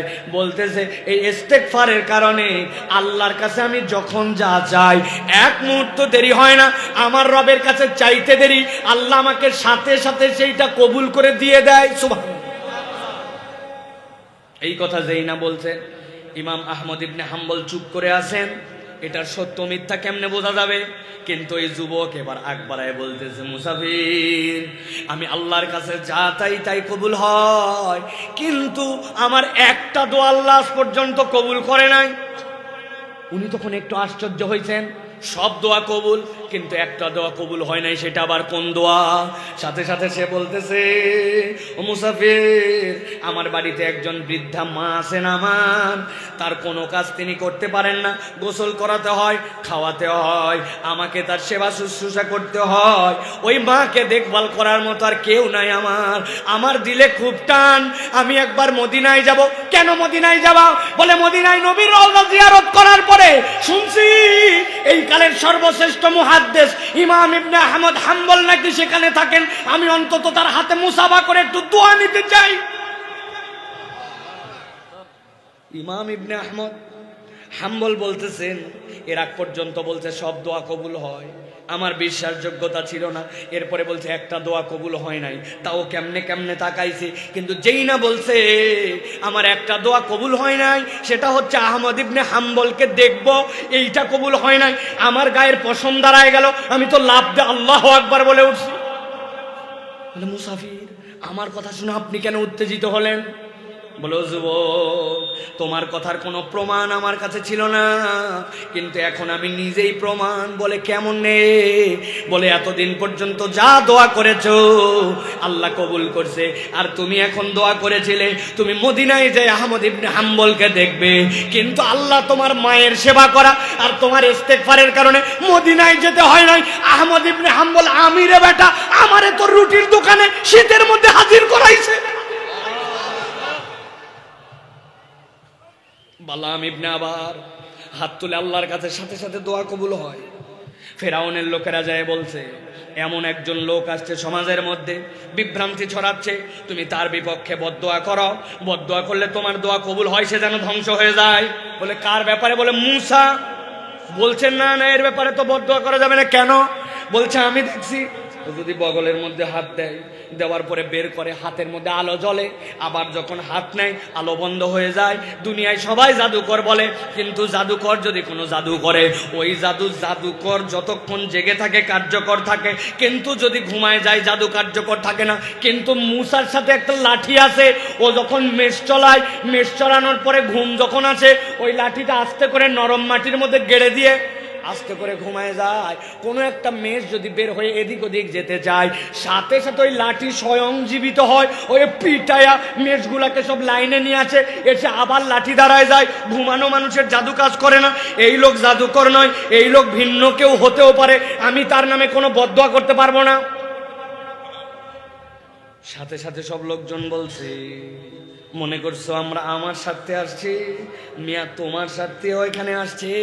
তুমি যদি বদদোয়া করে তাকে ধ্বংস না করে দাও, তাইলে ওই লোক যদি সত্যই প্রতিষ্ঠিত হয়ে যায়, তোমার দরবারে মানুষ আসবে না, তোমার কাছে কে দোয়া চাইতে আসবে? মিয়া, তোমারই তো লস। এক এলাকায় দুইজন রাজা হলে হয় নাকি?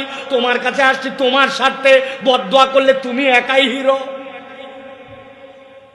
আল্লাহ বলছেন, খেয়াল করেন, জেনে বুঝে পরিচয় পাওয়ার পরেও সাথে সাথে আল্লাহর কাছে প্ররোচনায় পরে হাত তুলল, আল্লাহ মুসাকে ধ্বংস করে দাও। যেই নাই দোয়া করে আল্লাহ এলহাম করে তাকে জানালেন, যতদিন দুনিয়ায় বেঁচে থাকবে তোমার আর কোনো দোয়া কবুল করা হবে না। আল্লাহ বলছেন, নবী, আপনি আপনার উম্মতকে জানান। ঠান্ডা মাথায় ভালো করে পয়েন্ট খেয়াল করেন। আল্লাহ বলছেন, আল্লাযী আতাইনাহু আয়াতিনা, যাদেরকে আল্লাহর পক্ষ থেকে আয়াত দেওয়া হয়েছিল, ফানসালাখা মিনহা, জেনে বুঝে তারপরেও সে আল্লাহর আয়াত থেকে মুখ ফিরায় নিল। তার মানে ও আল্লাহর সত্য, আল্লাহর হক, আল্লাহর নিদর্শন চিনেছিল, চেনার পরেও আল্লাহর আয়াত থেকে মুখ ফিরাইছে। উত্তর করতে হবে একসাথে, আমাদের এলাকাতেও, আমাদের মহল্লাতেও, আমাদের অঞ্চলেও এরকম মানুষ আছে কিনা আল্লাহর আয়াত, নিদর্শন, হুকুম, বিধান জানার পরেও জেনে বুঝে সেখান থেকে নিজেকে মুখ ফিরায় নেয়? বুঝে বলেন আছে? দেখেন তো, একটা উদাহরণ দেই।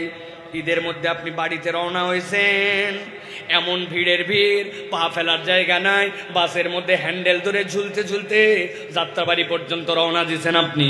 এমন ভিড়, ডানে ঘোরা যায় না, বামে ঘোরা যায় না। আপনার আসরের আজান হয়ে গেছে, নামাজ পড়বেন আপনি, ভিতরে তরপানি আপনার হারে আমার নামাজ পড়া দরকার, কিন্তু বাস দাঁড়ায় না, ডানে বামে যাওয়া যায় না, অজু নাই, আপনি ইশারা করে নামাজ পড়বেন, পরিবেশ নাই। এরকম করতে করতে আসরের নামাজটা আপনার কাজা হয়ে গেছে। চিৎকার করে বুঝে থাকলে বলেন, এই লোক যে নামাজটা বাদ দিল, এটা কি ইচ্ছায় না অনিচ্ছায়?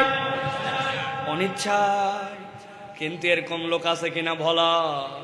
আসরের আজান হয়ে যায়, ক্যারাম বোর্ড খেলে, চায়ের দোকানে আড্ডা মারে, মাছ মারায় ব্যস্ত আছে, ধান লাগায়, ঢুড্ডামি আড্ডামি করে, মসজিদের পাশে স্টলে বসে বসে গল্প মারে। কিন্তু আসরের আজান হয়ে যায়, নামাজ হয়ে যায়, কোনো কারণ ছাড়াই নামাজ পড়তে আসে না। আছে আছে। তাহলে এই যে নামাজটা বাদ দিল, এইটা কি অনিচ্ছায় না ইচ্ছায়? ভালো করে পয়েন্ট মুখস্থ রাখেন। আল্লাহ বলছেন, নবী আপনি আপনার উম্মতের কাছে জানান, ওই ব্যক্তির 1 নম্বর অপরাধ আল্লাযী আতাইনাহু আয়াতিনা, আল্লাহর পক্ষ থেকে যে আয়াত দেওয়া হয়েছিল, ফানসালাকা মিনহা, জেনে বুঝে সে সেখান থেকে মুখ ফিরাইছে। আল্লাহ বলছেন, নবী আপনি বলে দেন, যেই ব্যক্তি আল্লাহর আয়াত, আল্লাহর নিদর্শন, আল্লাহর জীবন বিধান, আল্লাহর হুকুম জেনে বুঝার পরেও মুখ ফিরাই নেবে, আমি আল্লাহ রাব্বুল আলামিন 2 নম্বর প্রবলেমে তাকে ফেলবো কি? ফাতবাহু শাইতানু ফাকানা মিনাল গাওয়িন। কেউ যদি জেনে বুঝে আল্লাহর আয়াত থেকে মুখ ফিরায়, আল্লাহ বলছেন সাথে সাথে শয়তান তার পিছে লেগে যায়। আর একবার যার পিছে শয়তান লাগে, ওই ব্যক্তি পথভ্রষ্ট না হয়ে আর শেষ হয় না। বুঝেন নাই আপনি? আমি ছোট্ট একটা উদাহরণ দেই। আপনারা আপনার বাচ্চাদেরকে অনেক সময় শাসন করেন, আপনারা করেন কিনা? আমরা এই পিচ্ছি শয়তানি করবি নাই, খবরদার দুষ্টামি করে, বাদরামি করবি না, শয়তানি করবি না, বলেন কিনা? বলেন। এর মানে কি? ওই ছেলে যে কাজ করতেছে ওইটা আপনার কাছে শয়তানি মনে হচ্ছে, ওই কাজটা করলে শয়তানের অনুসরণ করা হবে, এই জন্য বলছেন খবরদার এই কাজ করবি না, ঠিক কিনা? কিন্তু আল্লাহ এই জায়গায় ভিন্ন কথা বলছেন। কেউ যদি জেনে বুঝে আল্লাহর আয়াত থেকে মুখ ফিরায়, ফাতবাহু শাইতান, শয়তান তার পিছে লাগে, সে শয়তানের পিছে নয়, শয়তান তার পিছে লেগে যায়, শয়তান তার অনুসরণ করে। আর একবার যার পিছে শয়তান লাগে, আল্লাহ বলছেন ফাকানা মিনাল গাওয়িন, ওই ব্যক্তি পথভ্রষ্ট না হয়ে আর শেষ উপায় নাই। তাহলে এখানে অপরাধ কয়টা? কথা বলতে হবে। কয়টা? 2টা। 1 নম্বর আল্লাহর আয়াত জেনে বুঝে অস্বীকার, 2 নম্বর শয়তান তার পিছে লেগে যাওয়া। মনে আছে তো? সামনে চলে। আল্লাহ বলছেন, ওয়ালাউ শি'না লারাফা'নাহু বিহা, যদি আমি আল্লাহ চাইতাম, তারা যদি আল্লাহর হুকুম মেনে নিত, আমি তার মর্যাদা উপরে উঠাই দিতে পারতাম। সুবহানাল্লাহ। কিন্তু সে আল্লাহর কথা শোনে নাই। আল্লাহ বলছেন, আল্লাহ রাব্বুল আমিনের বিধান সত্য জানার পরেও পালন করে নাই। এর উদাহরণ তো 5 আগস্টের আগেও আছে আমাদের কাছে, আছে না? এই ব্যাককল আমি তো বলে থাকি, একটা কথা বলা আর একটা কথা না বলাই সব শেষ, ঠিক কিনা? বলাটা আপনারা জানেন কি বলছিল, কিন্তু না বলাটা কি বলেন তো? না বলাটা হতেও পারত যদি বলতো, আমি যে কথা বলে ফেলছি, সরি, এটা আমার বলা ঠিক হয় নাই, আমি জাতির কাছে ক্ষমা চাই, মানুষের কাছে ক্ষমা চাই, ছাত্রদের কাছে ক্ষমা চাই, সমন্বয়কদের কাছে ক্ষমা চাই, আল্লাহর কাছে ক্ষমা চাই, এই কথা বললে এই কেস নাও হতে পারত, ঠিক না? কিন্তু একটা কথা বলা আর একটা কথা না বলা, এতে তার যে অবস্থা হলো, কেন এরকম হলো? ওই ব্যক্তি জেনে বুঝে সত্যকে অস্বীকার করছে, শয়তান তার পিছে লাগছে, তার আর কোনো মাথা কাজ করে নাই, ঠিক না? এই জন্য ভালো করে সাবধান। আল্লাহ বলছেন, ওয়ালাউ শি'না লারাফা'নাহু বিহা, যদি আমি আল্লাহ চাইতাম তার মর্যাদা তুলে দিতে পারতাম। ওয়ালাকিন্নাহু আখলাদা ইলাল আরদ ওয়াত্তাবা হাওয়া, আল্লাহ বলছেন সে আরো 2টা অপরাধ করলো। তাহলে টোটাল অপরাধ কয়টা? কথা বললেন না, কয়টা? হয় নাই। সবগুলো হাত নিচে নামান, এরকম করে রেডি করেন, ডান হাতের বাইর করেন, সব ইয়ের থেকে খেতাবালি সেরতে বাইর করেন, সব রেডি? আমি বলবো অপরাধ টোটাল কয়টা, হাত তুলে একসাথে দেখাতে হবে 4টা। রেডি সবাই? বলেন তো তাহলে টোটাল অপরাধ কয়টা? সব হাত ওঠে নাই, আরেকটা চান্স দিলাম, হাত নামান, একসাথে তুলতে হবে, মুখ দিয়ে চিৎকার করে বলতে হবে টোটাল অপরাধ কয়টা।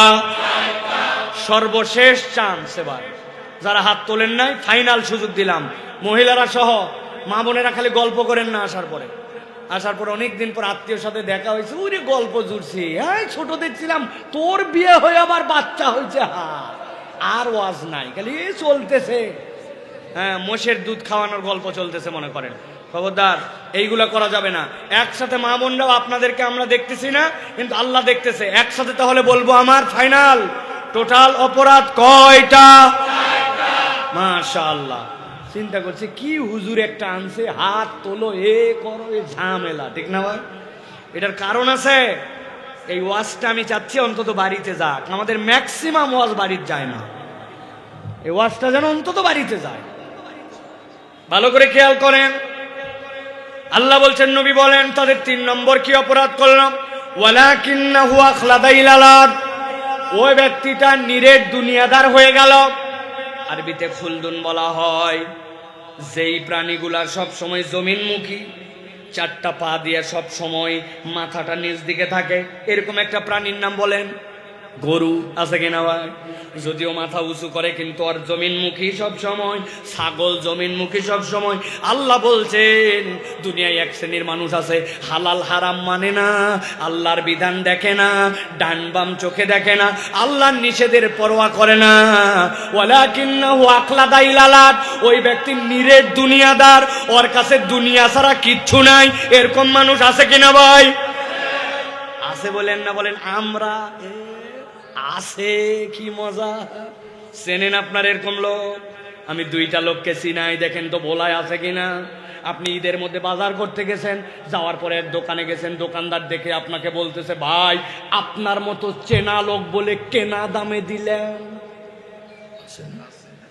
বাপ দাদার জন্মে দেখা হয় নাই, আপনাকে বানাইছে চিনা লোক, কেনা দামে দিলাম বলে 500 টাকা কাল্লা কাটে ফেলছে, আছে কিনা?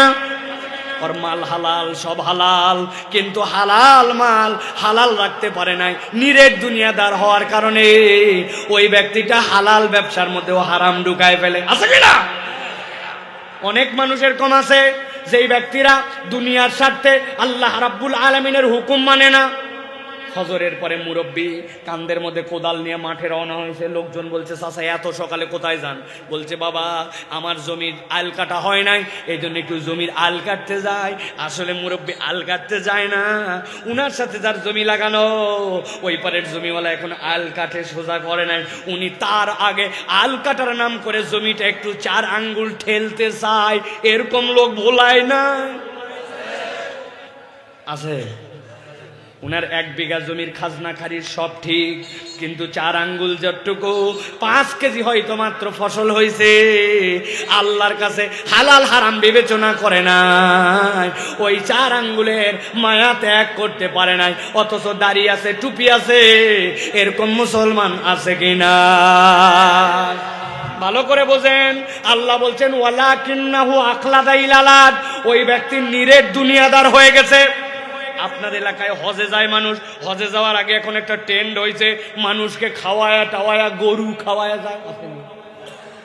ওই গরু খাওয়ার আর কয়টা টাকা দিলে ওনার বউরে নিয়ে যাওয়া হতো, কিন্তু এলাকায় জানান দিয়ে যায়, আমি হজে যাচ্ছি। হ্যাঁ, হজে যাওয়ার আগে 2 দিন আগে ছেলে মেয়েদেরকে ডাক দিছে, 10 বিঘা জমি আছে ওনার, ধরেন মেয়ে 2টা ছেলে 2টা, মেয়েদেরকে বলছে তোমাদের বিয়ের সময় অনেক খরচপাতি করছি মা, আসার সময় তোমার জন্য গলার চেন আনবো, নাতির জন্য আংটি আনবো, অমুক আনবো তুমুক আনবো, তোমরা 1 বিঘা জমি 2 বোন ভাগ করে নাও, সুখে শান্তিতে তোমাদের সংসার হোক, আমি তোমাদের জন্য খাস করে খানায় কাবায় দোয়া করব। বাকি 9 বিঘা জমি 2 ছেলের মতো ভাগ করে দিছে। এরপরে মক্কা শরীফ চলে গেছে, খানায় কাবার সামনে যাওয়ার পরে কাবা দেখার পরে তো মাথায় খারাপ, কান্নাকাটিতে অস্থির হয়ে যায়। লোকজন চিন্তা করছে হাজি তো কান্দে, কিন্তু এই হাজি এত বেশি কান্দতেছে, ওর দোয়ায় শরীক হ। শরীক হয়েছে থেকে হাজি দোয়া করছে, আল্লাহ আশা রাখ দিয়া একটু, আল্লাহ ছেলে মেয়ের মধ্যে জমিটা একটু কম বেশি করে ফেলছিলাম, আল্লাহ আল্লাহ খানায় খাওয়ায় আসার পরে তোমার কাছে দোয়া কবুল হয়, মেহেরবানি করে আমার এই ভুলটা তুমি ক্ষমা। বুঝে থাকলে বলেন তো, বান্দার হক নষ্ট করে আল্লাহর কাছে যদি খানায় খাওয়ায় যায় কানতে কানতে বন্যা আনে, আল্লাহ কি বান্দার হক নষ্ট করার গুনাহ মাফ করবে? করবে? তাইলে আপনি যে আপনার মেয়েকে ফাঁকি দিলেন, আপনার বাপ মরার সময় বোনের জমিটা ঠিকঠাক মতো দিতে বলছে, আপনার মরার বয়স হলো, আপনি এখনো বোনের জমি দেন নাই, রাস্তার খোয়া বালু খেয়ে ফেলছেন, দেশের টাকা বিদেশে পাচার করছেন, আর লেকচার মারেন, ফজরের পর প্রথম যায় নামাজ খোঁজেন, আর 70 রাকাত তাহাজ্জুদ বাম্বু ফাটায় দিবে। ইয়ার কি মারান, দেশের ব্যাংক হাওয়া করে ফেললেন আপনি। আপনি এখন নামাজি মুসলমান, ভালো করে বোঝেন, হালাল হারাম বুঝে না, আল্লাহ রাব্বুল আলামিনকে ভয় ডর করে না, নিরেট দুনিয়াদার, এরকম মানুষ আমাদের সমাজে আছে কিনা? আল্লাহ বলছেন এটা 3 নম্বর অপরাধ। কয় নম্বর? 4 নম্বরটা আল্লাহ বলছেন ওয়াত্তাবা হাওয়া, ওই মানুষ আরেকটা অপরাধ করছে, সে তার মন পছন্দ জিন্দেগি চালায়, আল্লাহর বিধান ততটুকু মানে যতটুকু তার ভাল লাগে, যতটুকু ভাল লাগে না ততটুকু মানে না, এরকম মুসলমান আছে কিনা? বুঝে বলেন আছে কিনা? আছে মানে সমাজে আমাদের ভরপুর। এই দাড়িটা এখনো রাখেননি কেন? আপনার তো বয়স হয়ে গেছে। বলছে হুজুর দাড়ি রাখলে একটু আনস্মার্ট লাগে, আছে না? আপনি যদি বলেন দাড়ি রেখে আনস্মার্ট লাগে, ভালো করে জেনে রাখেন, নবীকে আল্লাহ বলছেন ওয়াইন্নাকা লাআলা খুলুকিন আযীম, আমার নবীর থেকে উত্তম চরিত্রের উপরে কেউ নাই। আপনি মনে করলেন দাড়ি রাখলে আনস্মার্ট লাগে, তাহলে আপনি প্রকারান্তরে নবীকে আনস্মার্ট বলে বসতে পারেন। আর নবীকে যদি আনস্মার্ট বলেন, আপনার ঈমান থাকবে? একজন পয়গম্বর, একজন সাহাবী, একজন ব্যক্তি কখনো দাড়িহীন ছিলেন না, আর আপনি দাড়ি না রাখাকে মনে করছেন স্মার্টনেস। এটা অন্য কোনো কারণে নয়, আপনার মনের শয়তানি, ঠিক না? কোনো কারণ নেই। ঢাকা বিশ্ববিদ্যালয়ে নাকি এক ছাত্রকে স্যার বলছিল, ওই ছাত্রের দাড়িটা একটু ফুকু ফুকু লম্বা, বলছে তোকে দেখতে তো ছাগল লাগে। কি বলছে? আপনারা বলছেন নাউজুবিল্লাহ, ওই ছেলে নাউজুবিল্লাহ বলে নাই, ওই ছেলে বলছে you are absolutely right sir, আমি যা সেটাই বলছেন আপনি, ঠিক বলছেন আপনি। স্যার তো ঘাবড়ায় গেছে, আমি ওকে টিজ করার জন্য বলছি যে ছাগল লাগে, ওই বলতেছে অ্যাবসলিউটলি রাইট। বলছে এই কথা বললি কেন? বলছে আমার দাড়ি তো এরকম ছাগলের মতো, এই জন্যই তো এরকম লাগে, ওই জন্যই তো আপনি বলছেন। আপনি কোথায় মিথ্যা কথা বলছেন? You are absolutely right. তবে স্যার আপনি সাহস দিলে আপনাকে আমি একটা কথা বলতে চাই। বলছে বল বাবা বল, তুই ভেরি স্মার্ট বয়, বল। বলছে স্যার আমার দাড়ি এরকম জন্য আমাকে ছাগল লাগে, তবে আপনার চেহারাটা দেখে আমাকে কুত্তা লাগে। কুত্তার মুখে দাঁড়িয়ে আছে তো? ভালো করে বোঝেন, আপনার এটা নফস আর কিচ্ছু নাই। ওয়াত্তাবা হাওয়া, আমার মন চাই না তাই আমি করি না, আমার মন চাই না তাই দাঁড়িয়ে রাখি না, এছাড়া আপনার কোনো আর কারণ নাই, ঠিক না? নিজের ইচ্ছা মতো চলে। অনেক মা বোনেরা আছে সব সময় পর্দা পুষিরা, কিন্তু বিয়ে খেতে যখন গেছে, যাওয়ার পরে বলছে আপা বাপ রে বাপ, এলাকায় এত সুন্দর মহিলা আমার জানাই ছিল না আপা। আপনি কে? বলছে দেখ কিসের আপনি কে, আমি তো তসলিমা আপা। বলছে আপনাকে চিনবো কেমনে? আপনি সব সময় বোরকা পরেন, আজকে দেখতেছি অবস্থা। বলতেছে 2000 টাকা দিয়ে মেকআপ করছি, নিজের বোনের বিয়া, বোরকা বললে দেখবে কে? একদিনের জন্য বিয়ে শাদির মধ্যে একটু আনন্দ ফুর্তিতে এরকম করা লাগে রে বোন, আসেনি? ঈদের দিন বোরকা পরে না, ঈদের দিন 3 পিস 2 পিস পরে ঘুরে বেড়ায়, সিজনে যখন মন চায় মরা বাড়িতে পেলে বোরকা পরে যায়, কিন্তু যখন যেখানে যাওয়া লাগবে বোরকা পরে ওখানে পরে না। এইটা আপনার ইচ্ছায় নয়, এটা আল্লাহর ইচ্ছায় নয়, এটা আপনার মন পছন্দ পর্দা, ঠিক না? আসেনি আপনাদের এলাকায়? আপনাদের এলাকায় বিয়ে শাদী হয়, কথা বললেন না যে? দেখেন তো ইসলামের বিয়ে কিরকম আর আপনাদের বিয়ের সাথে মিল আছে কিনা। ইসলামের বিয়ের 3টা মৌলিক শর্ত। 1 নম্বর ইজাবার কবুল, 2 নম্বর আতুন নিসা সাদুকাতিহিন্না নিহলা, মেয়েদেরকে তোমার সাধ্যমতো দেনমোহর দিয়ে দাও। 3 নম্বর, আল্লাহ নবী বলছেন ছেলের বাড়িতে নিয়ে আসো, নিয়ে আসার পরে আউলিম ওয়ালাউ বিশাতিন, যদি একটা ছাগলের বাচ্চা দিয়েও হয় তাহলে হই ধই করে তাহলে একটা অলিমার অনুষ্ঠান করো, ইজাব আর কবুল আপনার। ওই জন্য দেনমোহর, আপনার বাড়িতে এসে অলিমার অনুষ্ঠান, ইসলামের বিয়ের আনন্দ ফুর্তি যা আছে সবগুলা এর মধ্যে, কিন্তু ভোলার বিয়ে কি এর মধ্যেই শেষ? 7 দিন আগে হলুদ সন্ধ্যা, 3 দিন আগে মেহেদি সন্ধ্যা, 1 দিন আগে গান সন্ধ্যা, আর 10 দিন আগের থেকে বড় বড় ডেস্ক যেগুলো আছে ওই বক্স ভাড়া করে নিয়ে যায় বাড়ির ছাদের মধ্যে আশপাশে দিয়া আছে না।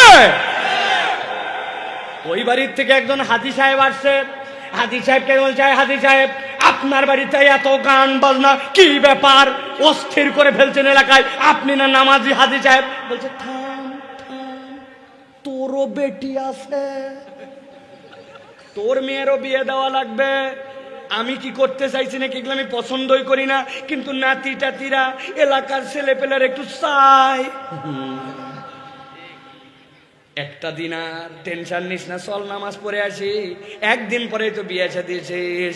মুরব্বী হাজি সাহেব, মুরব্বী নামাজি সাহেব, কিন্তু এলাকাবাসী চায়, নাতি নাতনি চায়, তার মানে উনার ইলা আল্লাহর সাথে এলাকাবাসী, উনার ইলা এলাকার সমাজ, উনার ইলা হচ্ছে আল্লাহর সাথে উনার নাতি নাতনিরাও। আল্লাহ বলছেন ওয়াত্তাবা হাওয়া, তুমি তোমার মন পছন্দ নামাজ আর হজের ইসলাম মানছ, কিন্তু আল্লাহর দেওয়া বিধান এখানে মানো না, ঠিক না? একটা লেভেল গেল, সবচেয়ে টপ লেভেল বললে তো আপনাদের আবার জ্বলে যাবে, বলবো। অনেকে আছে নামাজের ইসলাম পছন্দ, রোজার ইসলাম পছন্দ, হজের ইসলামও পছন্দ, উমরার ইসলামও পছন্দ, কিন্তু নাকি যদি বলা হয় দেশের টাকা যারা পাচার করলো, মহিলাকে যদি কেউ অনহেনস্থা করে, দুনিয়ার বুকে যে যে নিয়ম আছে এইগুলা বাদ দেই, আল্লাহর দেওয়া প্যানাল কোড অনুযায়ী দেশ চলুক, ব্যাংক চলুক, রাষ্ট্র চলুক, সংসদ চলুক, আল্লাহর দেওয়া বিধান অনুযায়ী দেশটা চলুক, চলেন। যে এই কথা বলবেন উনি বলবে সাইফুল্লাহ ভাই তো কোনো দলীয় বক্তা মনে করছিলাম না, ইনিও দেখি দলীয় কথা বলে। আছে না? আল্লাহর আইনের কথা শুনলে গা জ্বলে, নামাজ রোজা পছন্দ করে, আল্লাহর দেওয়া জীবন বিধান তার ভালো লাগে না, ঠিক না? বহুত মুসলমান এরকম আছে, এই দুনিয়ার মধ্যে আছে। আমি আপনার কাছে জিজ্ঞাসা করব, আপনি কোন কালেমা পড়ে ঈমান আনছেন? আমানতু বিল্লাহি ওয়া মালাইকাতিহি ওয়া কুতুবিহি, ভোলাতেও কি এটাই? কথা বলেন কিন্তু এটাই বলেন তো। এখানে অনেক আলেম ওলামা আছেন, আশহাদু আল্লা ইলাহা ইল্লাল্লাহ আর আমানতু বিল্লাহর মধ্যে পার্থক্য কি? আশহাদু আল্লা ইলাহা ইল্লাল্লাহ আমি সাক্ষ্য দিচ্ছি, আর আমানতু বিল্লাহ মানে আমি সাক্ষ্য দিচ্ছি না, আমানতুর পরে বি মানে আমি মেনে নিচ্ছি। আমানতু বিল্লাহ আল্লাহকে মেনে নিলাম, ওয়া মালাইকাতি তার ফেরেশতাকে মেনে নিলাম, ওয়া কুতুবি তার কিতাবের মধ্যে যা কিছু আছে সবগুলাকে মেনে নিলাম। এই মেনে নিলাম বলার নাম ঈমান, ঠিক না? ভালো করে বোঝেন, এই যে আমার দিকে দেখান, ধরেন এইটা কোরআন শরীফ, একজন বলছে, আপনার বিরক্ত হচ্ছেন না তো ভাই? এই 15 পারা পর্যন্ত আমার পড়া শেষ, এর ব্যাপারে আমার কোনো মন্তব্য নাই, এর ভিতরে যা আছে এইগুলো নিয়ে আমার কোনো রকম কথাবার্তা নাই, এগুলো সবগুলো একদম ওকে। তো বাকি 15 পারা এখনো শেষ করতে পারি নাই, এগুলো একটু আস্তে আস্তে দেখবো। 15 পারার ব্যাপারে ঈমান আনছে, বাকি 15 পারার ঈমান আনে নাই, তাহলে সে হচ্ছে 50% মুসলমান। 50% বুঝে বলেন। আরেকজন বলছে না, everything is complete now, just আমার সূরা নাসটা একটুখানি একটু কিছু কিছু কথা আছে ওইগুলো নিয়ে আমি একটু টেনশন করতেছি, দেখি। তার মানে 99% কোরআনের প্রতি ঈমান আনছে, খালি 1%-এর উপরে তার একটু ঈমান আনা বাকি আছে, তার মানে 99% মুসলমান। ভালো করে বোঝেন, ওই ব্যক্তি যদি আল্লাহর কোরআনের একটা অক্ষরের ব্যাপারেও কোনো বক্তব্য দেয় তাহলে সে হচ্ছে 0% মুসলমান, ঠিক না? আপনি মনে করছেন নামাজের ইসলাম মানি, রোজার ইসলাম মানি, কিন্তু আল্লাহর দেওয়া জীবন বিধান দিয়ে আল্লাহর দুনিয়া চলবে, আল্লাহর দেওয়া জীবন বিধান দিয়ে অর্থনীতি চলবে, সমাজ চলবে, চোরের বিচার হবে, ডাকাতের বিচার হবে, দুনিয়ার কোর্টগুলা চলবে। আপনি মনে করতেছেন এটা চলে না? আপনি লিখিত নেন, আল্লাহর কাছে যাওয়ার পর আপনি ধরা খাবেন, আপনার ঈমান আনা হয় নাই। বাঁচার তো কোনো একটা কায়দা করা লাগবে, ঠিক কিনা? আমি একটা বাঁচার কায়দা বের করছি, যদি ভোলার মুসলমান আমাকে আশ্বস্ত করেন তাহলে আমি বলে দিব। ফিরি ফিরি না, যাওয়ার সময় মিনিমাম 50 টাকা করে হাদিয়া দেওয়া লাগবে। ফিরি না, রাজি আছেন? বলবেন হুজুর খুচরা নাই, আমি শুনিনি, এগুলো বললে হবে না। রাজি আছেন আপনারা? দেখেন, যদি পছন্দ হয় টাকা দিয়েন, না পছন্দ হলে দিয়েন না। আমরা বলছি আমানতু বিল্লাহি ওয়া মালাইকাতি ওয়া কুতুবি ওয়া রুসুলি। আজকের থেকে আমরা কৌশলে এটা চেঞ্জ করব, কৌশলে বুদ্ধি করে এখন থেকে আমরা বলবো ভোলাই আল্লাহ। শুনে নেন আপনি, আমানতু বিল্লাহি ওয়া মালাইকাতি ওয়া কিছু কিছু কুতুবি, অথবা বুদ্ধি করে বলবো আমানতু বিল্লাহি ওয়া মালাইকাতি ওয়া যদ্দুর বুঝি তদ্দুর কুতুবি। ফেরেশতা যায় কবরে ধরছে, কি অবস্থা তোর? বলছে বললেই হবে নাকি, আমি ভোলা চর ফ্যাশনে বলে আসছিলাম যদ্দুর বুঝি তদ্দুর কুতুবি, আমাকে ছাড়তে হবে, বাটাম একটাও মাটিতে পড়বে। এই বুদ্ধি কি ভালো বুদ্ধি? না। এই জন্য প্রিয় ভাইয়েরা, ওয়াত্তাবা হাওয়া, আপনি কখনো আপনার মন পছন্দ জিন্দেগি চালাতে পারবেন না। জীবন বিধান দিয়েছেন যে আপনার জীবন চলবে তার বিধানে, ঠিক না? তাহলে অপরাধ 4টা, কয়টা? 1 নম্বর আবার মিলান ঠান্ডা মাথায়, আল্লাযী আতাইনাহু আয়াতিনা, যাদেরকে আয়াত দেওয়া হয়েছিল জেনে বুঝে অস্বীকার করে। 2 নম্বরে আল্লাহ বলতেছেন ওই ব্যক্তিরা ফাতবাহু শাইতান, শয়তানের অনুগামী। 3 নম্বরে আল্লাহ বলতেছেন ওয়ালাকিন্নাহু আখলাদা ইলাল আরদ, তাদের মধ্যে 4 অপরাধ আমি আল্লাহ বললাম, তাদের উদাহরণটা আল্লাহর কাছে কুকুরের মতো। কার মতো?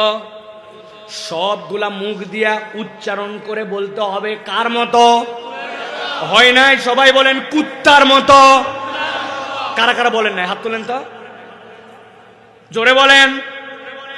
তাদের উদাহরণ আল্লাহর কাছে কার মতো? জোরে বলেন কার মতো? চিন্তা করছে হুজুর এতবার কুত্তার নাম নেওয়া কি ব্যাপার? কারণ আছে, আপনাদের ধারণা পরিষ্কার করতে হবে। অনেকের ধারণা কুকুর নিশ্চয় একটা নিকৃষ্ট প্রাণী, নাপাক প্রাণী, খুব খারাপ প্রাণী, খারাপ সৃষ্টি। আল্লাহ বোধহয় এই জন্য বলছেন এই মানুষগুলা উদাহরণ কুকুরের মতো জি না। দুনিয়াতে অনেক প্রাণী আছে, তার মধ্যে কুকুর অন্যতম একটা প্রাণী, যেই প্রাণী মানুষের থেকে অনেক সময় বিশ্বস্ত হয়, মানুষের থেকে অনেক সময় কৃতজ্ঞ হয়। আপনি ঠিক বলছেন না বুঝে, আমার কাছে প্রমাণ আছে একটা। আমি আমার বাড়ির সামনে একদিন চা খেতে বসছি, স্টল আছে আমাদের বাড়ির সামনে, একটু চায়ের একটা কাপ নিয়ে চা খাবো। আমার আবার বদ অভ্যাস আছে একটা, শুধু শুধু চা খেতে ভালো লাগে না, চায়ের মধ্যে বিস্কুট চুবায় খাওয়া লাগে। আপনারা খান নাকি ভাই? উপর দিকে তাকায় দেখি এনার্জি বিস্কুটের একটা প্যাকেট 5 টাকা দাম। নামাইছি, কয় পিস থাকে? জি না, 3 পিস। একটা কমাইছে, আপনার খবর রাখেন না? এত বড় চিপসের প্যাকেট, ভিতরে হাওয়া ভরা। কি প্যাকেট চেঞ্জ হয় নাই, কিন্তু ভিতরে মাল নাই। বিস্কুট দিছি, বিস্কুট নেওয়ার পরে চায়ের কাপের মধ্যে যেই না চুবাইছি, চুবানোর সাথে সাথে হঠাৎ করে কোত্থেকে একটা লোক উদয় হয়েছে। আচ্ছা সাইফুল্লাহ ভাই, আপনি এখানে? 5 বছর আপনার ওয়াজ শুনি, আজকে আপনাকে দেখতে পাইছি, আমার তো হাত পা কাঁপতেছে। বলে দারু ভাই, এখন নামাজ, আপনি আমাকে সালাম দেননি, সালাম দেন। বলছে ও ভুলে গেছে, আসসালামু আলাইকুম। অনেক সময় যাকে আপনি মহব্বত করেন, এরকম লোককে দেখলে এরকম এক্সাইটেড হয়ে যায় মানুষ, ঠিক কি না? ওই লোকের পরে বললাম পাশে বসেন, বসে আমার সাথে চা খান। আপনি কি হয়েছে রে ভাই? আমি তো মানুষই রে ভাই। বলছে না রে ভাই, কলিজা দিয়ে আপনারে ভালোবাসি। বসেন বসেন। এই যে উনার সাথে 10-12 সেকেন্ড আমার পার হয়েছে, হাতের মধ্যে আমার যে চায়ের কাপ, ওর মধ্যে আমার বিস্কুট চুবানো। এবার মনে করছে বিস্কুটটা তুলে একটু মুখে দিব। যেই না বিস্কুট উঠাইছি, মুখের কাছে আনার আগে দেখি বিস্কুট অ্যাক্সিডেন্ট করছে। বিস্কুট অ্যাক্সিডেন্ট করে নিচে পড়ে গেছে। পাশে বসা ছিল একটা কুকুর, দূরে দেখি মাথা নিচু করে লেজ ডাউন দিয়া এরকম করতে করতে আমার কাছে আসছে। 1 সেকেন্ডের মধ্যে আমার পা সরাতে দেরি হয় নাই, ও মুখ নামাই 3 টানে পুরা ক্লিয়ার। ওই দিনের মতো আমি বিস্কুট টিস্কুট খাইয়া বাড়িতে চলে গেছি। পরের দিন আবার চা খেতে আসছি ওই জায়গায়। যেই না বসছি, বসার পরে চা খাবো, চা খাওয়ার পরে বিস্কুট নিব, এমন সময় দেখি একটা কুকুর মাথা নিচু করে লেজ ডাউন দিয়ে আমার কাছে আসে খেলে এইরকমের। আমি বললাম, ভাই কুকুর, কুকুর সরা, মাগরিবের নামাজ পড়তে যাব, মুখের লালা টালা লাগলে বিপদ, কুত্তা সরা। বলছে, হুজুর এই কুকুর আপনাকে ডিস্টার্ব করতে আসে নাই, গতকালকে ওরে যে আপনি বিস্কুট খাওয়াইছিলেন, তাকায় দেখেন লেজ নামানো, মাথা নিচু করা, ও আপনার কাছে কৃতজ্ঞতা আদায় করতে আসছে। আমি ভোলাবাসীর কাছে জিজ্ঞাসা করতে চাই, গতকালকে আমি এই কুকুরকে কি বিস্কুট খাওয়াইছিলাম না বিস্কুট পড়ে গেছিল? পড়ে যাওয়া বিস্কুটের 3 ভাগ খাইয়া পরের দিন এসে কৃতজ্ঞতা জানায়। কিন্তু আপনি দুনিয়ায় এমন লোক খুঁজে পাবেন, বিপদে আপনি আগায় গেছেন, টাকা হাওলাত দিয়েছেন, আপনি তার পিছনে দৌড়াদৌড়ি করছেন, সাধ্যের মধ্যে তার জন্য আপনি আপনার জীবনটা দিয়ে দিয়েছেন, কিন্তু এখন দিন পরিবর্তন, আপনার একটু তার সহযোগিতা দরকার। কিন্তু ওই লোক আর আপনাকে চেনে না, ওই লোক আপনার টাকা ফেরত দেয় না, আপনার প্রতি কৃতজ্ঞতা আদায় করে না, উল্টা সুযোগ পাইলে আপনাকে বাঁশ দিবে, ঠিক কিনা? আসেনি বা? আল্লাহ বলতেছেন, ফামাসালুহু কামাসালিল কালব, এই 4 চরিত্র যার মধ্যে, ওই লোকটা কুকুরের মতো। ওই কুকুর ওই জন্য নয়, আল্লাহ বলছেন, ইন তাহমিল আলাইহি আলহাস আও তাতরুকু আলহাস যালিকা মাসালুল কওমিল্লাযীনা কাযযাবু বিআয়াতিনা।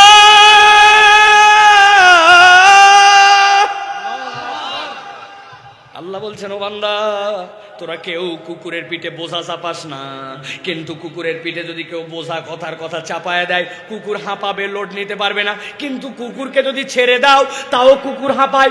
আরবিতে লাহাস, লাম ছোট হাস হা, এই লাহাস মানে জিহ্বা বের করার পরে সামনে দিয়ে যে ফোঁটা ফোঁটা রস পড়ে।